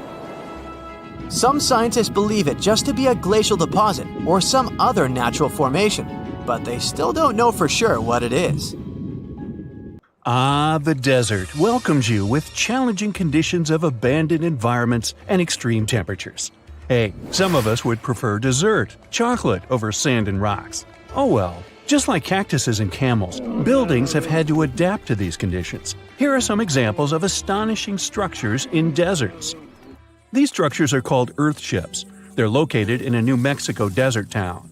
A large community of like-minded people lives in them. What's even more interesting is that the location of these buildings is registered as dumpsters. Maybe it's because all these structures are made out of old tires, bottles, and cans. Earthships operate using green building principles. About 40% of a typical Earthship is built with natural or recycled materials. Imagine the walls made up of hundreds of used tires packed with dirt. Then there are layers of floor-to-ceiling passive solar windows. They gather the sunlight during winter and reflect it in the summer to keep the structures at a reasonable room temperature. You can see plants in corridors and glass bottles or aluminum cans stuffed inside walls. Certainly a distinct house in many ways. Mike Reynolds is an architect who noticed the alarming waste and consumption levels in the 1970s. He designed a fully sustainable home out of cans back then. Almost 40 years later, he becomes the one who brings together all the other Earthshippers. Reynolds drove a Mercedes, but it ran off of the vegetable oil he picked up at fast food restaurants in town. A standard 2-bedroom, 2-bathroom Earthship costs about $250,000 in this town. Yet there are Earthships like Dobson House that can cost as much as $1.5 million. If you do it yourself, with family and friends, you can eliminate the cost of labor, and it becomes relatively less expensive. Let's assume you're really going to build one. Where can it be? Well, anywhere. Earthships currently fit in the cold, dry air of Canada, as well as the hot and humid climate of Haiti. This is the Mirage Mirror House. It's an installation set in the Southern California desert. Mirage opened in 2017 as part of a contemporary art exhibition. It's composed of mirrors. This minimalistic structure blends with the environment around it. The doors, windows, and openings have been removed to create an amazing experience. What you have in the landscape is reflected back to you. How's it made? With mirrored surfaces. At night, the distant lights refract from the mirrors. In the daytime, the sky is transformed into banks of clouds. There's no fixed scenery in this house. How about seeing a futuristic structure in the deep desert? Architects designed a concept home that pairs perfectly with Elon Musk's Cybertruck. The house has a post-apocalyptic theme. I mean, when I say post-apocalyptic, it's because I can't say it. Anyway, the house is designed to survive in a disaster scenario. The cyber house has steel gates, the windows are armored, and the exterior walls are made out of super strong material. Modern house is controlled by an autonomous geothermal heat pump. To put it in less sci-fi terms, you can keep the internal temperature steady. This sleek house has an entrance that can fit the Cybertruck. After all, it's inspired by it in the first place. Plus, the Cybertruck can be lifted to the second floor to be more secure. This is King Abdullah Petroleum Studies and Research Center in Saudi Arabia. Basically, it's a laboratory in a desert. It was designed to demand minimum energy. The architecture has patterns on the walls and ceilings, giving reference to the local tradition of geometric form. The next stop is Swartberg House in South Africa. This one is located near the Swartberg Mountains, but don't get too excited. It's on the edge of the Great Karoo Desert. It's a 4-bedroom apartment. It has a special temperature regulating system. The system works like a shield from the heat in the summer and as a sun trap in the winter. You're looking at the Grand Mosque of Djenné in Mali. This mosque is 52 feet tall. This is impressive because it's made of only sticks and a special mix of mud and other natural elements found in the desert. Petra is an ancient city hidden in the Jordan Desert. The structures are carved directly into red, white, and pink-colored sandstone cliff faces. It's located among the canyons and mountains near the desert. The place was a trade center many years ago. You might already see pictures of the impressive facade of the treasury. This structure still holds many mysteries in it. For starters, scientists can't explain how the Nabateans managed to create such a structure thousands of years ago. Did you know that there's another mysterious place in the middle of the desert that has a similar structure to Petra? Madain Saleh was like a second capital of the Nabatean kingdom. Yet another secret they left for us to decipher. It has over 100 decorated tombs and more than 1,000 non-monumental graves. Plus, inscriptions and cave drawings are also here, again surrounded by sandstone. This wooden shack was a post office once. The structure is in the Tengger Desert of Mongolia. It's surrounded by nothing. Sand is the only thing that accompanies the lonely structure. The building is only 23 square inches. As you can guess, it didn't get too many visitors. It was abandoned for over 35 years. Its fate changed one day when a woman discovered the building. Mrs. Zhang and her friend came up with an idea. They were going to reach businesses and people who wanted to send letters and postcards from the world's loneliest post office without actually visiting the place. It worked. The post office rarely gets visitors in place, but it's busy online. Over 20,000 letters and postcards were sent from the desert post office in December 2021 alone. The place is about 6 miles off the nearest road. A post truck picks the letters up and hits the road for delivery. Eventually, they are shipped all over the world.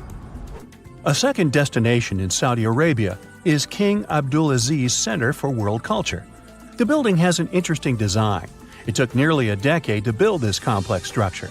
It's a 321-foot-tall tower which stands out with its look. Stone Matters Pavilion is a stone structure in Palestine. The structure spans a surface area of 93 square inches. It has been built entirely out of 300 interlocking stones that mutually support each other. The concave roofs, and yes, they look like giant bowls, are designed that way to collect rainwater. The structure is in Iran. Interestingly, in Iran, the evaporation rate is 3 times faster than the world average, so this bowl-like design comes in very handy. It captures the water in a way that the water can form a single mass as a whole before it evaporates. The outer shell of the roof system collects rainwater, but it also works as an additional shading. It makes air move freely, designed like a cooling mechanism for both roofs. Eco Lodge in Egypt is the next stop. The project is built in a place that overlooks the desert and is constructed using locally available materials like sun-fired bricks and palm wood. The building is an example of traditional architecture. There's a water basin that lets in the air to keep the interior cool. A worthy mention is the CID Interpretation Center in Chile. Chile's Atacama Desert is among the top tourist destinations in the country. To help the tourists, architects designed a visitor center as part of the infrastructure for the wind farm. Here, the cold winter months don't freeze people because the large windows make the most of solar heating.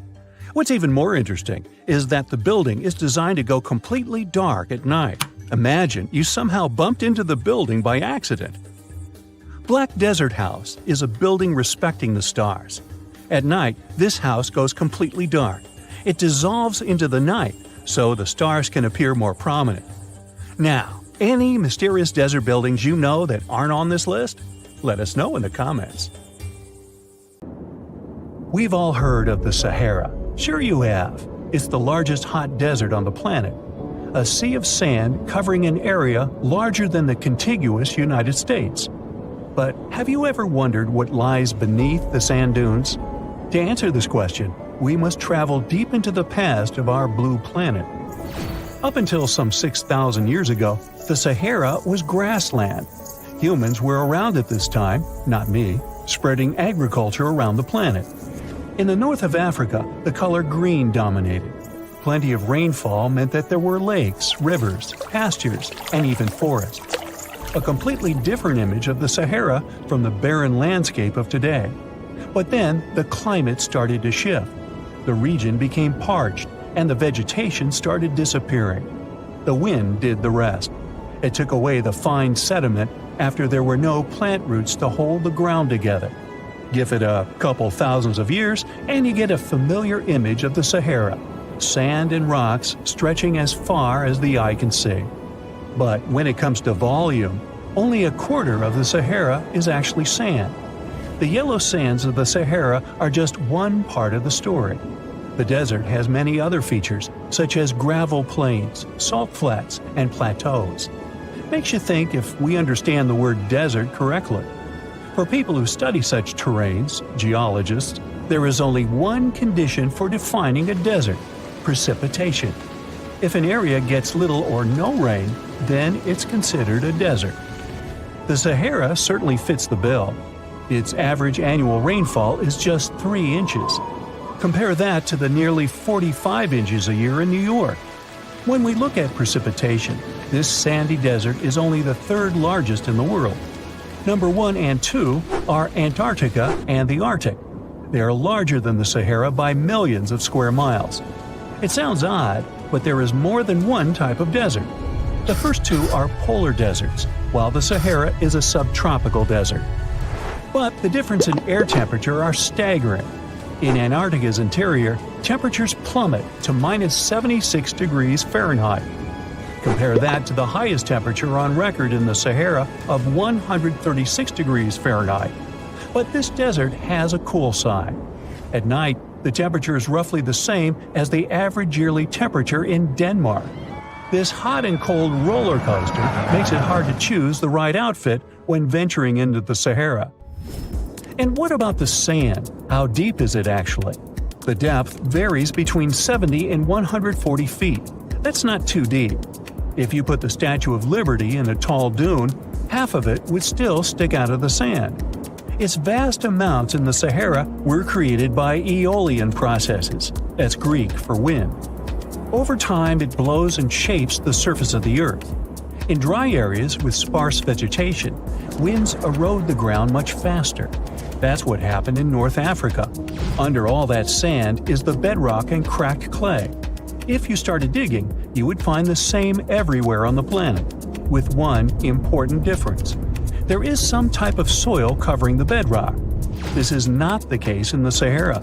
Because of the arid climate and a lack of vegetation, sand covers the ground below. Over the course of thousands of years, a lot of interesting finds ended up in the desert sand. For example, there are petrified tree trunks. These are essentially preserved prehistoric trees. They date back to the time when the region was lush green. In some places, the trees of this fossilized forest are at least 65 feet tall. The wood is so well preserved that you can still see the texture and knots. There are even fossilized pine cones. In 1992, scientists found glass fragments in eastern Sahara. These canary yellow glass shards were scattered across hundreds of miles. They didn't belong to an ancient civilization, although ancient Egyptians used them to make jewelry. In fact, the breastplate of King Tut had a beautiful scarab beetle centerpiece made from this desert glass. For a long time, scientists were puzzled about the true origins of these fragments. They finally concluded that the glass was around 29 million years old. It is an impact tape. If that sounds like it has something to do with the word impact, you are correct. These rocks are formed when a meteorite hits the surface of the Earth. This generates a lot of heat. Scientists estimate that the temperature needed to melt this mineral was close to 3,000 degrees Fahrenheit. Apart from the regular fine-grained sand, we also have melted sand in the Sahara. But the desert conceals other unlikely artifacts. Shark teeth are a common find in Morocco, which sits in the western part of the Sahara. What are the fossilized teeth of these marine predators doing in the middle of the desert? This part of the world looked entirely different millions of years ago. There was a sea cutting right through what is now a desert.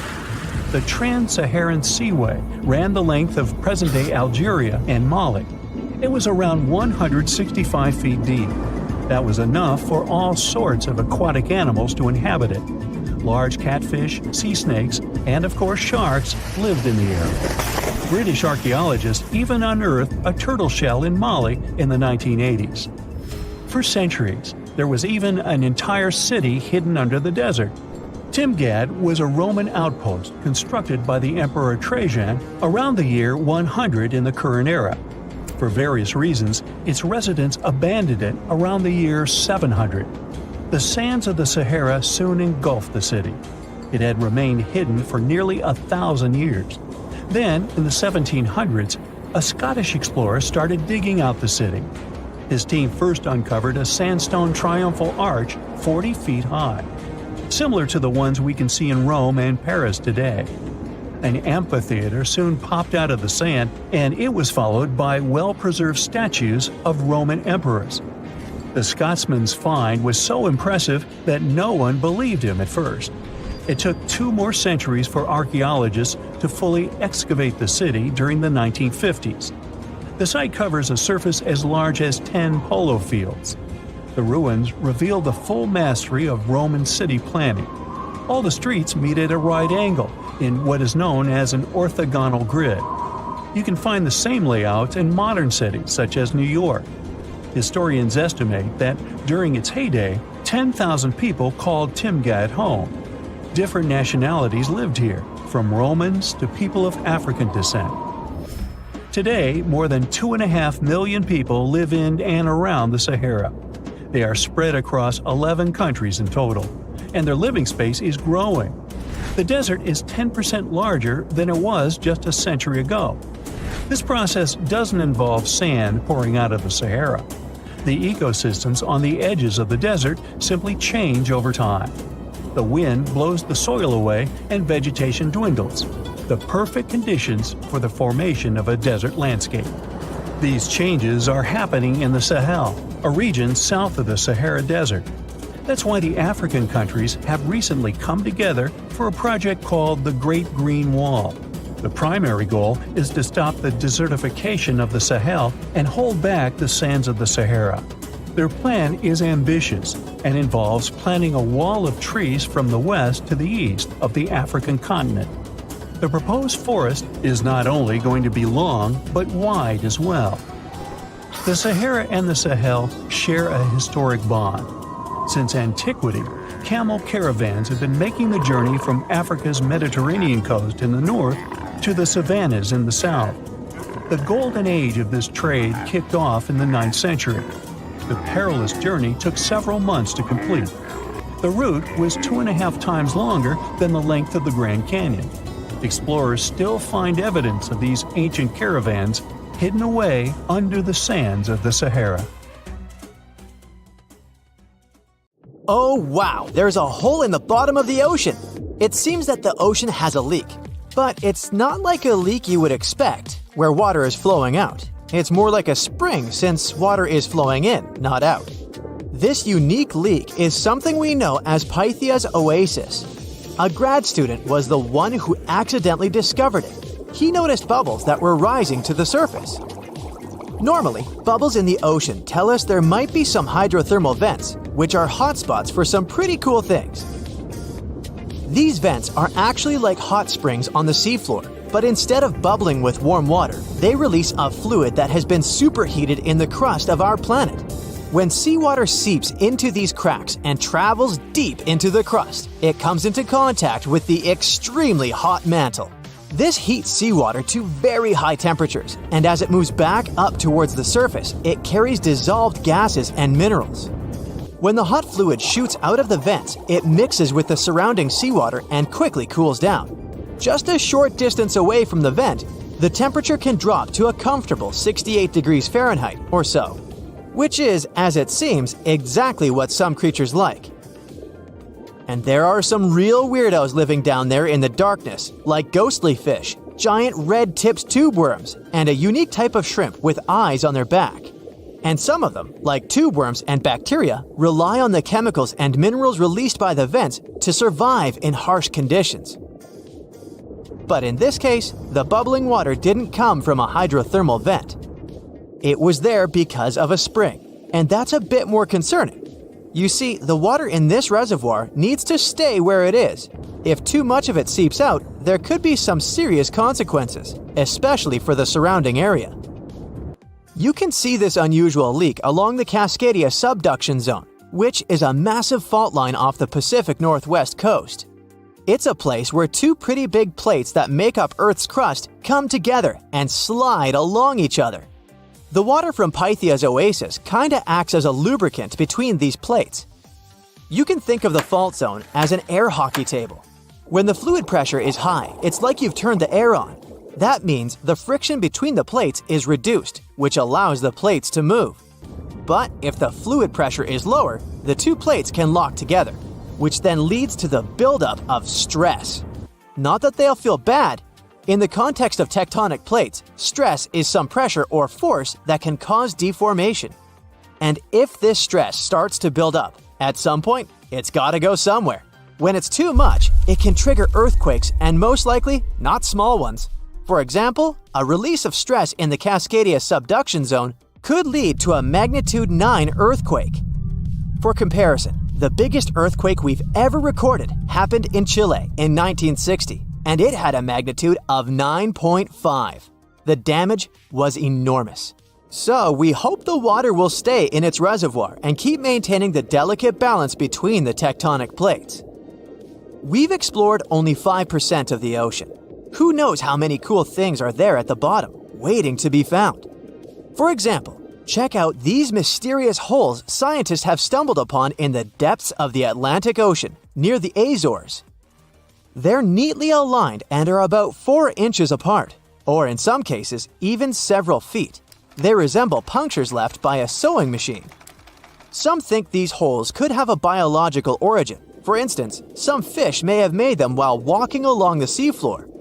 Others believe we could be looking at something that's human-made, maybe left by a spiked tire.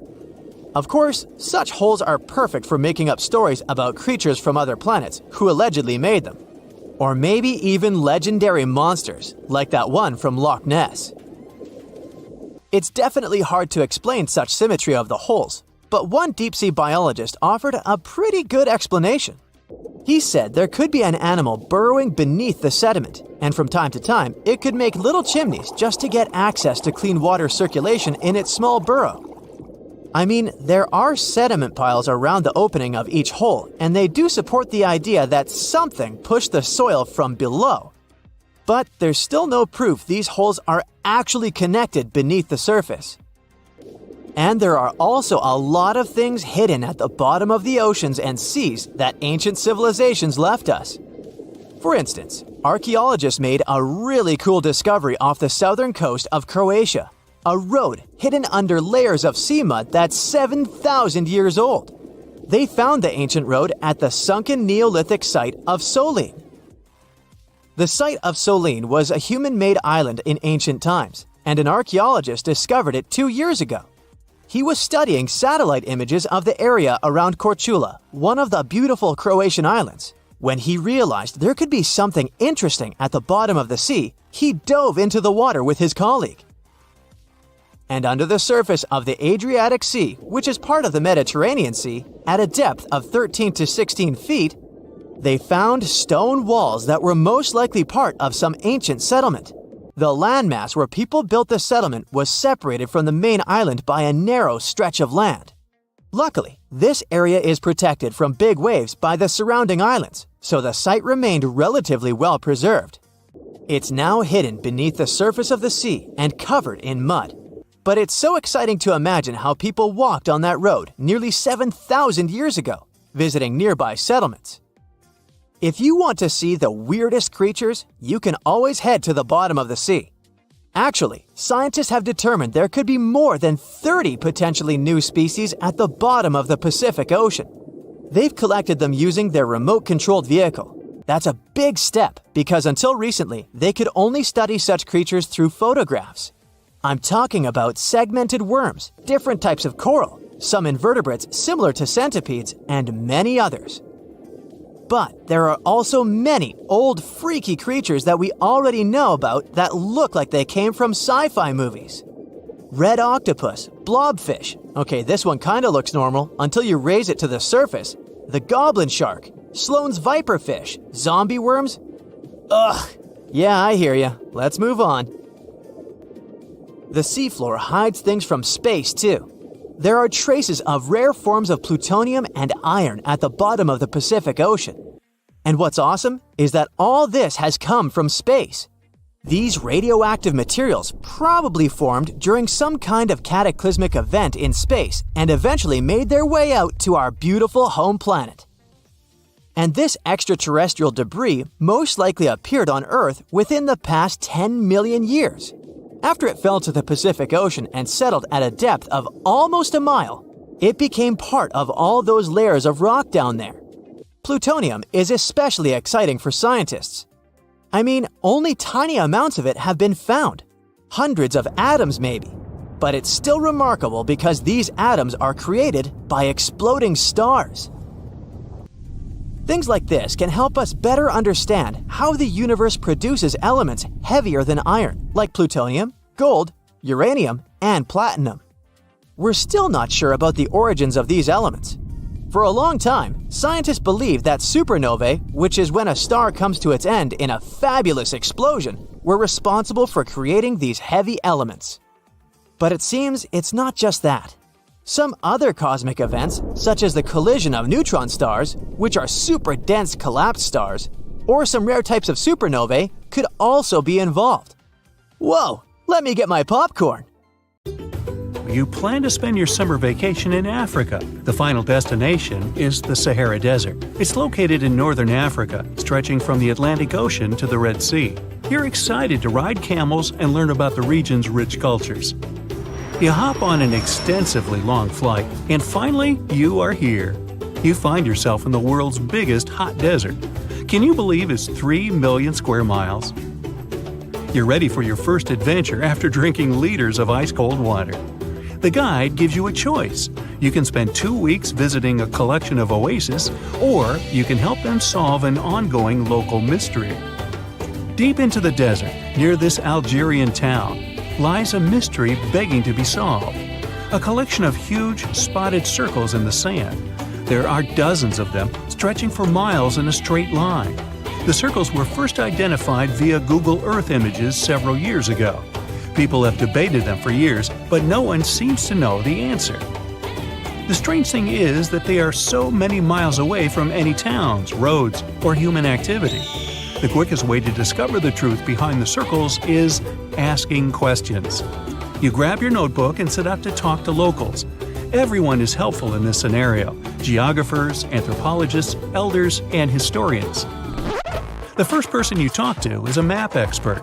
You need to understand if those circles were authentic or a satellite glitch. You end up interviewing the people who take Google Earth satellite pictures. The circles are really there. They appear in multiple pictures from many years. Then, let's understand why they are there in the first place. After 2 days of interviews, you have your first lead. The circles could be the result of oil activity. Experts explained why this would make sense.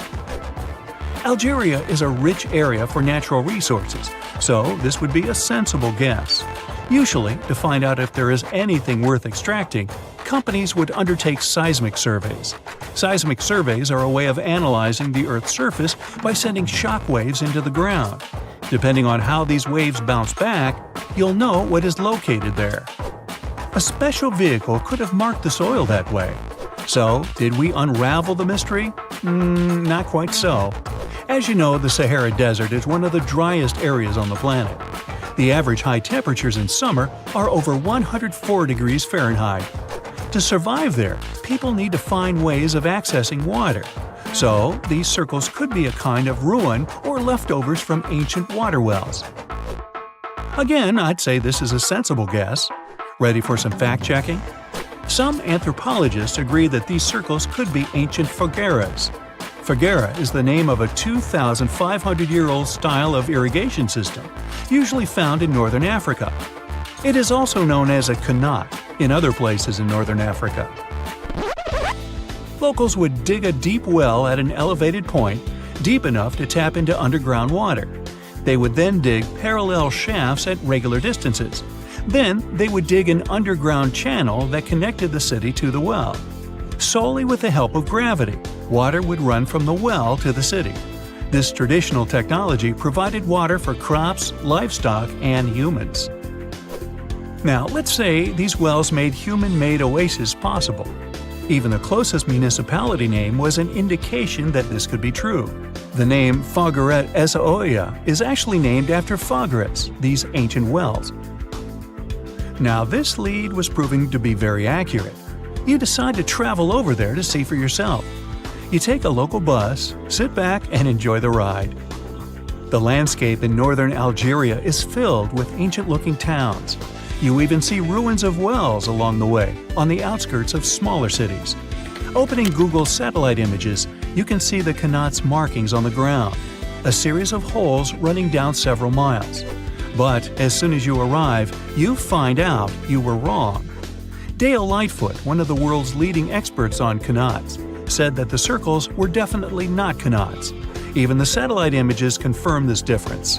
Uh-oh, we were so close. Apparently, Kanats or phageras would not run down a straight line. They wouldn't be shaped like circles. Another clue that this wasn't the case was that there were no towns at the end. The circles were really far away from any human activity, and Kanats were explicitly built to provide water for human settlements. Well, it sure was a good try. You almost gave up on this mystery when you decided to take one more field trip. It was days of preparation, pick up cars, food, equipment, all so that the mystery of the Sahara Circles could be unraveled. On the first day, you drove over 99 miles into the desert. You were always curious to see what this part of the world looked like. Over there, you see nothing but mustard yellow dunes. The night sky is pretty decent though. You can see the entire Milky Way with your own eyes. You set up camp and sleep under a canopy of stars. The next day, tension grows. There's no cell reception. Oh dear. But thankfully, you added the coordinates of the circles to your Google map. And surprise, the offline mode works out there. You follow the coordinates, but it leads you astray. You start to get nervous, thinking this was all in vain. But you and the team get into the car and drive a few more miles past the coordinates on your phone. After a very bumpy ride, you can't believe your eyes. There it is, an enormous crater dug on the sand, surrounded by 12 smaller holes. From up high, it looks like a clock, without the pointers, of course. On the ground, they're very faint, so faint you almost miss them. Searching the area, you notice all the holes had something similar, metal wires, thin wires that you can pull from the ground. They're buried deep, so you start digging. An object starts to reveal itself. Uh-oh, it looks like old dynamite. This certainly surprises you. Better stop digging to avoid any accidents. At the end of the survey, you feel satisfied, but still curious. What could all this dynamite mean? And who put it there? What comes next is the turning point of your adventure. Walking back to the car, you see something shining on the ground. You approach the item with curiosity. It's round and rusty and looks like a sardine can. What's that doing here? Could this give you more clues about the circle's mystery? Just in case, you pick it up and put it in the car. Back in the city, the puzzle pieces start to reveal the story behind the Sahara Circles. You bring photos and the sardine can and show them to local experts. They analyze your material and give you an intriguing verdict. As it turns out, guess number 1 was the closest one to the truth. So, what happened to the first guess? Why do we need to keep digging deeper? Well, because it was only half right. The Sahara Circles are not a historical footprint of seismic surveying. Back when the circles were made, this technology didn't even exist. But they sure are related to oil exploration. The dynamite-filled holes were an old method for oil searching. The circles are the leftovers of surveyors looking for resources underground. And the sardine cans? Well, they were left by the workers who held explosion works. You gotta eat, right? According to the model of the can, this happened more or less around the 1950s and 1960s. So these circles aren't even that ancient. More like modern ones, if you ask me. Well. Hope you are glad you tagged along and helped unravel this mystery. See you in the next mystery-solving adventure. How would you describe the shape of the planet we live on? It's definitely round, but it's not a perfect sphere. Because of the force of Earth's rotation, it's slightly flat on the north and south pole. But there's more to it. The planet's rotation causes its sides to bulge outwards. The best term to describe our home planet is ellipsoid. Earth is nothing more than an oversized lumpy potato.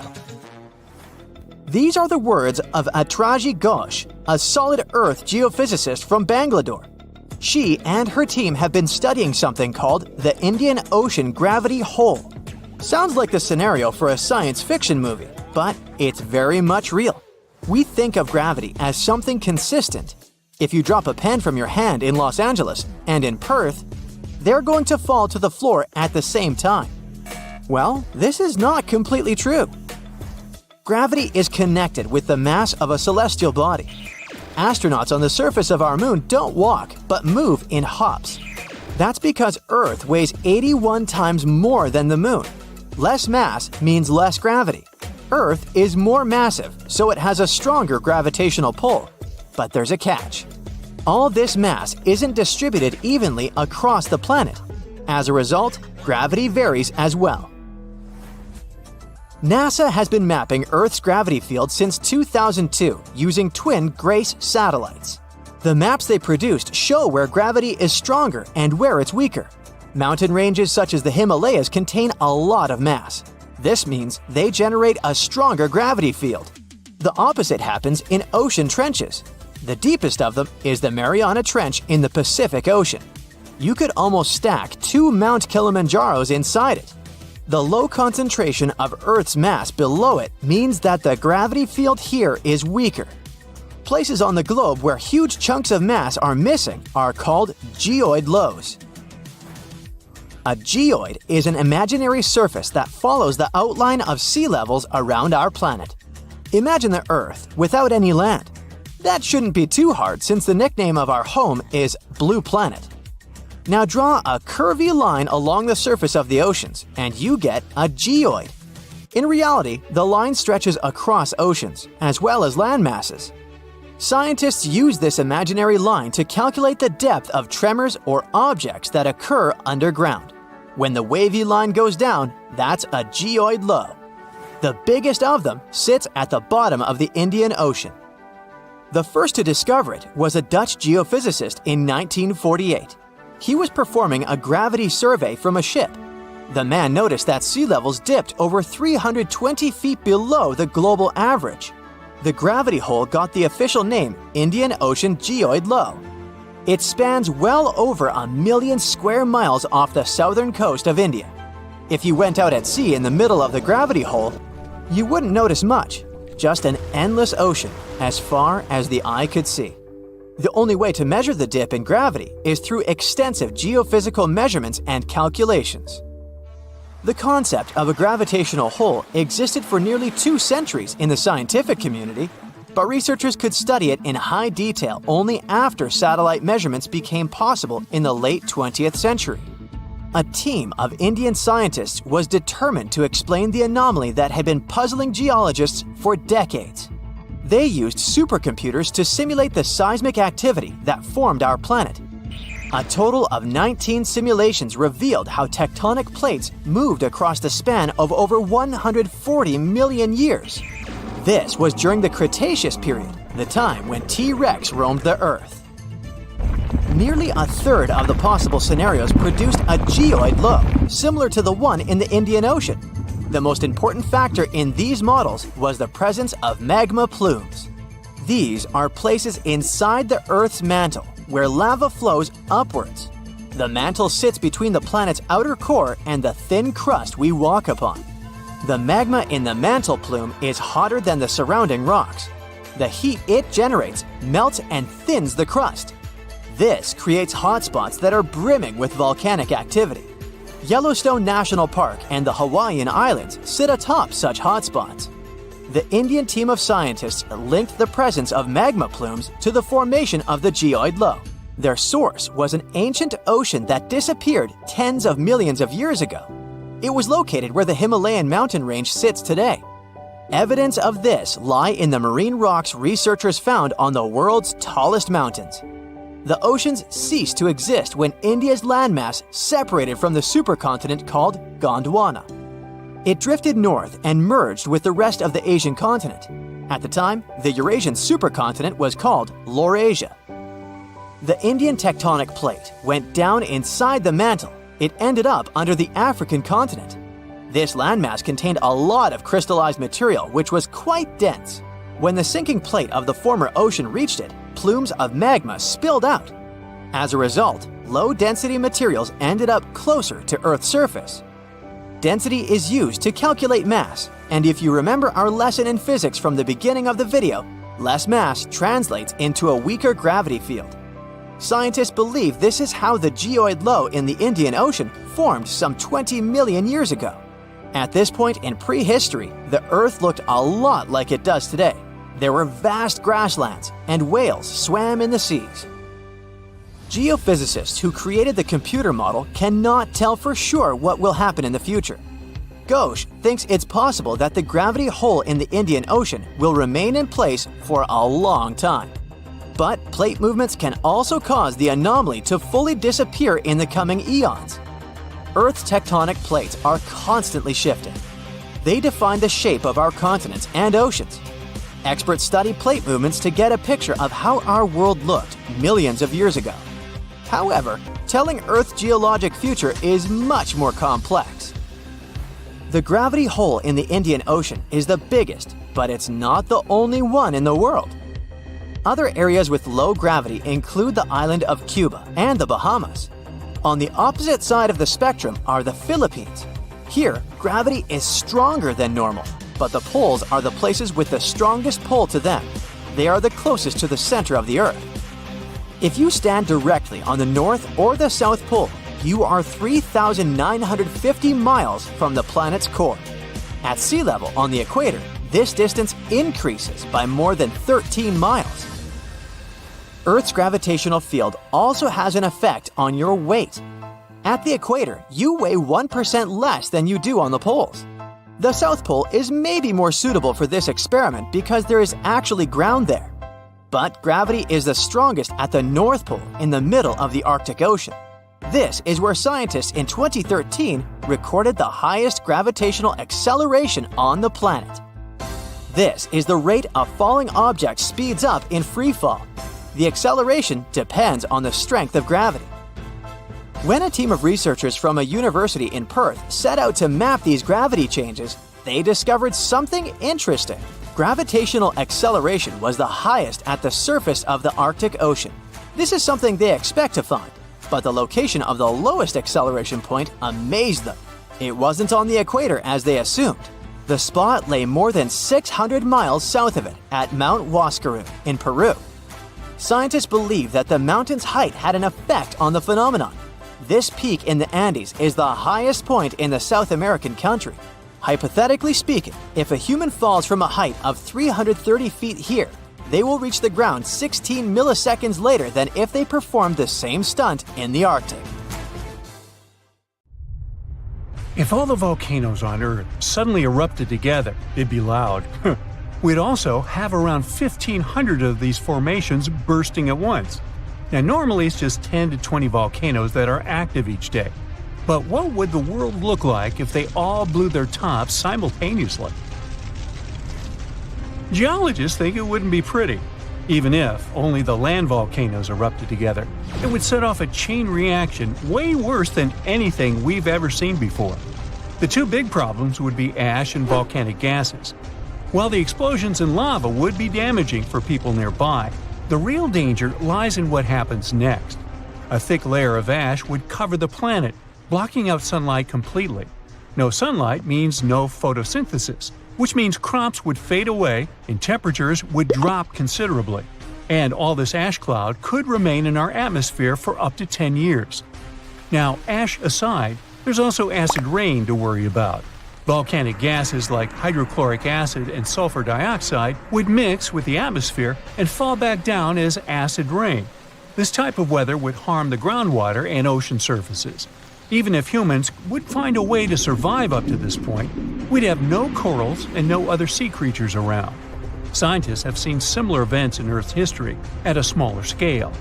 Big volcanic eruptions have been linked to mass extinctions. When Mount Pinatubo erupted in 1991, it cooled parts of the world for 2 years. But the extra carbon dioxide from these eruptions could also heat the planet, the same way we turn our stoves to broil for that extra crispy layer on our casserole. Geologists also mentioned that there's evidence in our atmosphere that stuff like this may have happened in the distant past. During the Cretaceous period, carbon dioxide levels were way higher than today, which made it difficult for marine life to thrive. Who would survive all this? Probably just some extremophiles, these organisms that survive in harsh conditions like hot springs or deep undersea vents. As for humans, we could all lay low in underground bunkers until things clear up, or build multiple space stations that could fit us all. Yeah, right. The chances of all volcanoes erupting at once, though, are very slim. Whew! That's because there isn't one giant source supplying all the volcanoes on Earth. Each one of these openings has its own deposit of magma, except for a few cases where they indeed share the supply. For example, in 1912, Nova Rupta in Alaska erupted alongside another volcano sharing magma. Scientists have also found evidence of magma hiding under volcanic areas, like under the Taupau volcanic zone in New Zealand. This magma can spread out horizontally for long distances, but is still just a local feature.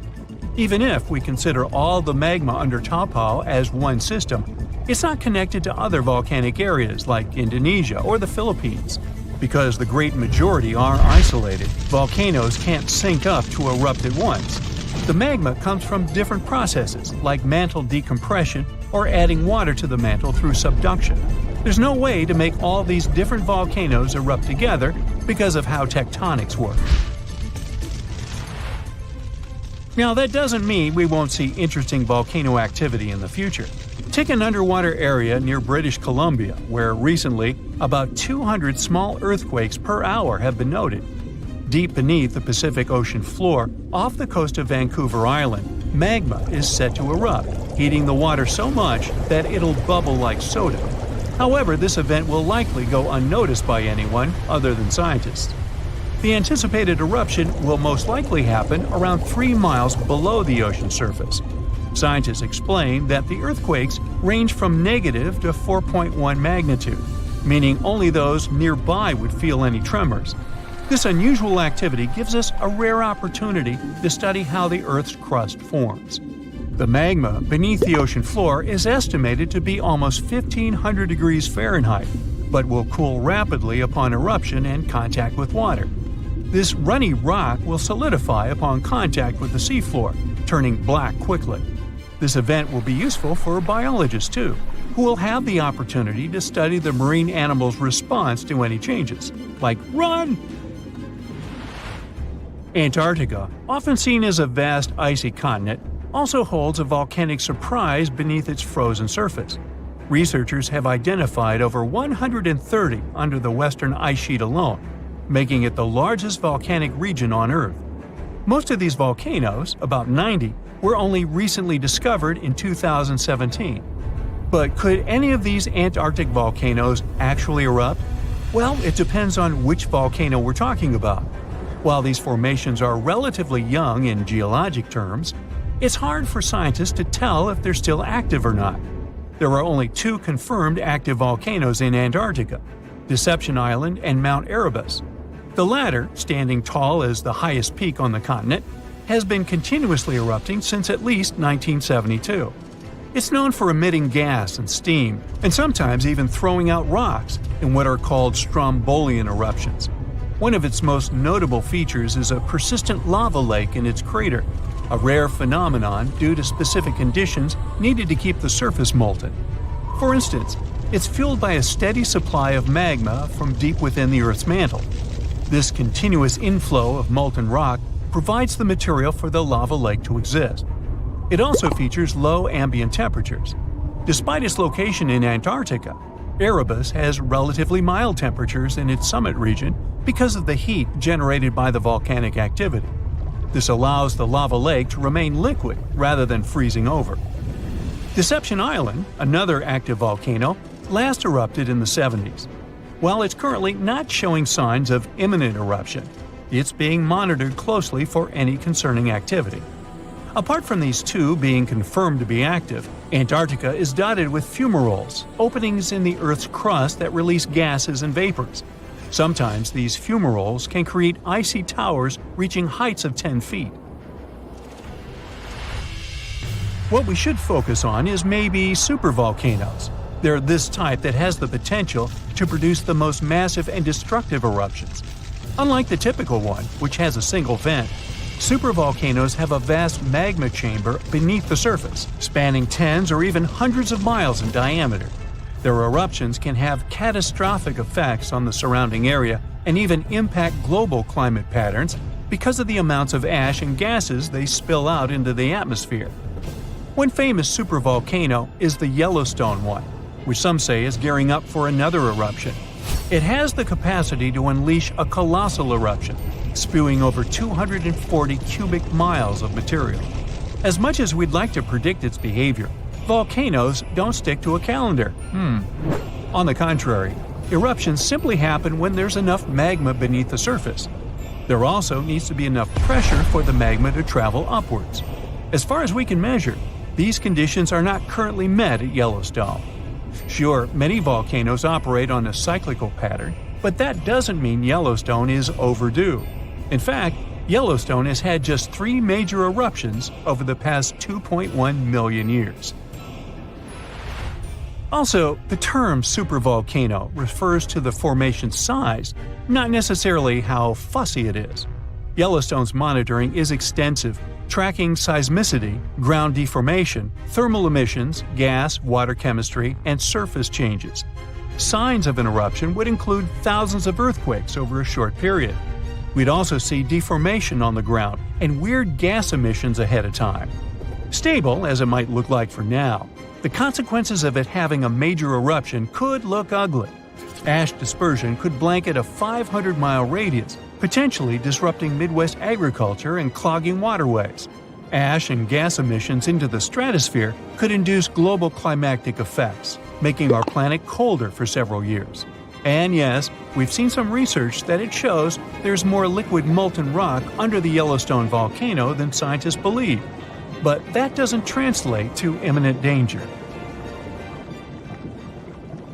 Consider the Great Pyramids, one of the original 7 wonders of the world and the only one that still exists today. Did you know that the pyramids of Giza weren't the only pyramids out there? And they weren't even the first ones. First, there were the pretty good pyramids, but they didn't catch on. Nah, I made that up. Back to the story. In ancient Egypt, it was believed that kings were chosen by gods to serve on earth as their mediators. In the afterlife, they were expected to become gods themselves. The pyramid complex was built to make sure that the king had everything they might need in the afterlife. The complex included the pyramid, a palace, and temples.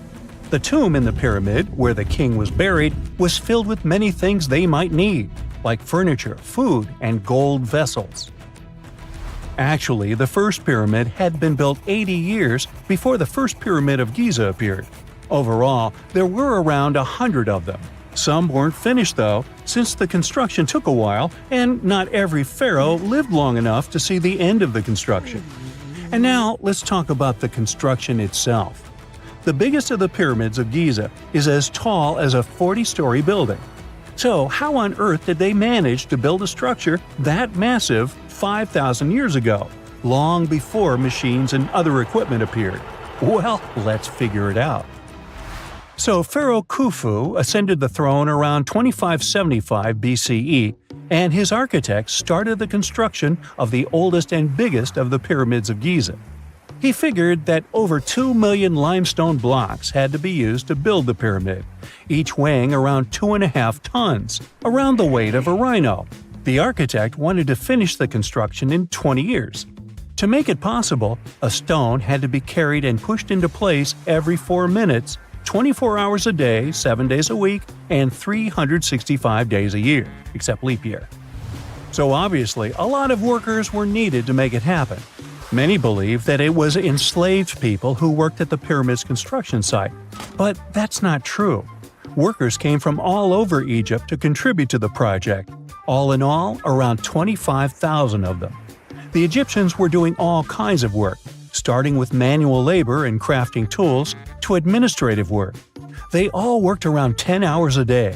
They were housed and well-fed, and they were overall living a more comfortable life than an average Egyptian could afford at that time. Supposedly, the builders lived in a nearby temporary city and were a highly organized community with a strong leader. The pyramids seemed to be designed to align with the points on a compass, and their sides symbolized the rays of the sun.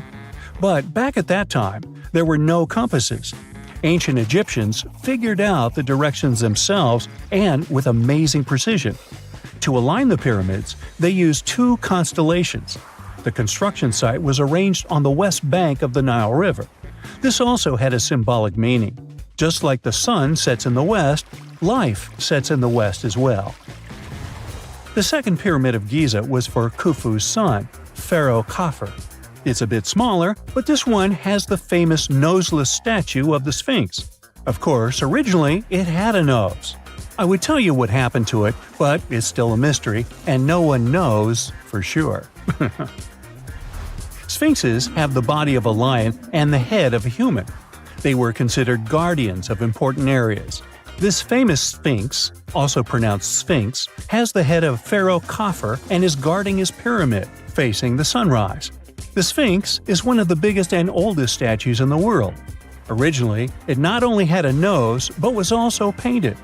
Scientists have discovered traces of the red color of its face. So, most likely, the Sphinx was painted red. There are also remains of yellow and blue color on its body. The statue definitely wasn't boring. Till around 1800, the Sphinx was buried up to its shoulders until an adventurer with a team of 160 men dug it out. But let's get back to the construction. The workers, of course, needed stone blocks. There were two main places where people could get these stones. One source was close to the construction site, but that fossil-lined yellow stone was only suitable for the pyramid's interior. The limestone blocks for the exterior were hauled from 8 miles away on 30-foot-long sleds. Apparently, it wasn't too hard to pull them. The sand mixed with the right amount of water was pretty slick, and 10 people could move a sled even with a rock weighing so much. Surprisingly, cutting off a block of limestone wasn't the biggest problem. When in the ground, it was soft and could be split relatively easy. But after getting exposed to the air, limestone hardens. So the most difficult part was to shape the blocks. That step was crucial because the smallest inaccuracies could lead to the whole pyramid collapsing. So, okay, those limestones were mined, carried on a sled, shaped, and then what? How could they be put into place? Well, this is still a mystery. Archaeologists have discovered the remains of a ramp system that dates back around the time the pyramids were being built. So historians have come to the consensus that, most likely, the Egyptians designed a unique ramp system to move and pull huge stone blocks. The most common opinion is that there were several ramps around the pyramid. There probably was a central ramp with 2 staircases on each side of it built over the pyramid stones. The ramp was growing as the pyramid was getting higher. People might have been walking up the stairs, pulling up stones on wooden sleds. But this is just one of the options. Other experts say that the ramps were around the pyramid, and some say that the ramps were inside the pyramid. Maybe we will never know for sure, and it'll forever remain a mystery. The exterior limestone of the pyramid was polished with sand and stone until it gleamed. On top, there was a gold and silver capstone, which glimmered over Egypt like a second sun. So, that's how it was 5,000 years ago. Now, about the interior. Surprisingly, there's not much inside the pyramid. Most of it is just solid stone with very little open space. But let's take a quick look inside. From the entrance, there are 2 stairways, one going down and the other going up. They take us to the chambers. There are 3 of them inside. Now, why is that? Apparently, throughout the whole construction, a burial chamber had to be prepared at all times, just in case a pharaoh kicked the bucket before the construction ended. So, separate chambers were built one after another as the construction progressed. The last of them was the main one. It's called the King's Chamber. It's the one where Khufu was resting. It's the biggest room at the very heart of the pyramid, and there's a big passageway leading to it. It was likely used as a kind of elevator to move granite up to build the interior. Granite was also used to make 5 stories of support beams to ensure that the pyramid didn't collapse. And we can see that it worked since it's been standing for centuries. Unfortunately, none of these chambers have hieroglyphs on the walls. If you want to see the writings, you should go to the decorated tombs near the pyramids. Those pieces of art are depiction of ancient Egypt's culture and daily life. The texts allow researchers to study their language and grammar. The treasures that once were in the pyramids have been taken by people. There are also many secret tunnels and passages inside the pyramids, but even today, no one knows the whole plan of the interior. Scientists have been sending little robots with cameras inside for many years, but there's still a lot we don't know about the pyramids. Now they're trying to use an X-ray to scan the pyramids from the outside, without going inside. So yeah, ancient Egyptians did create a mystery no one has been able to crack for 5,000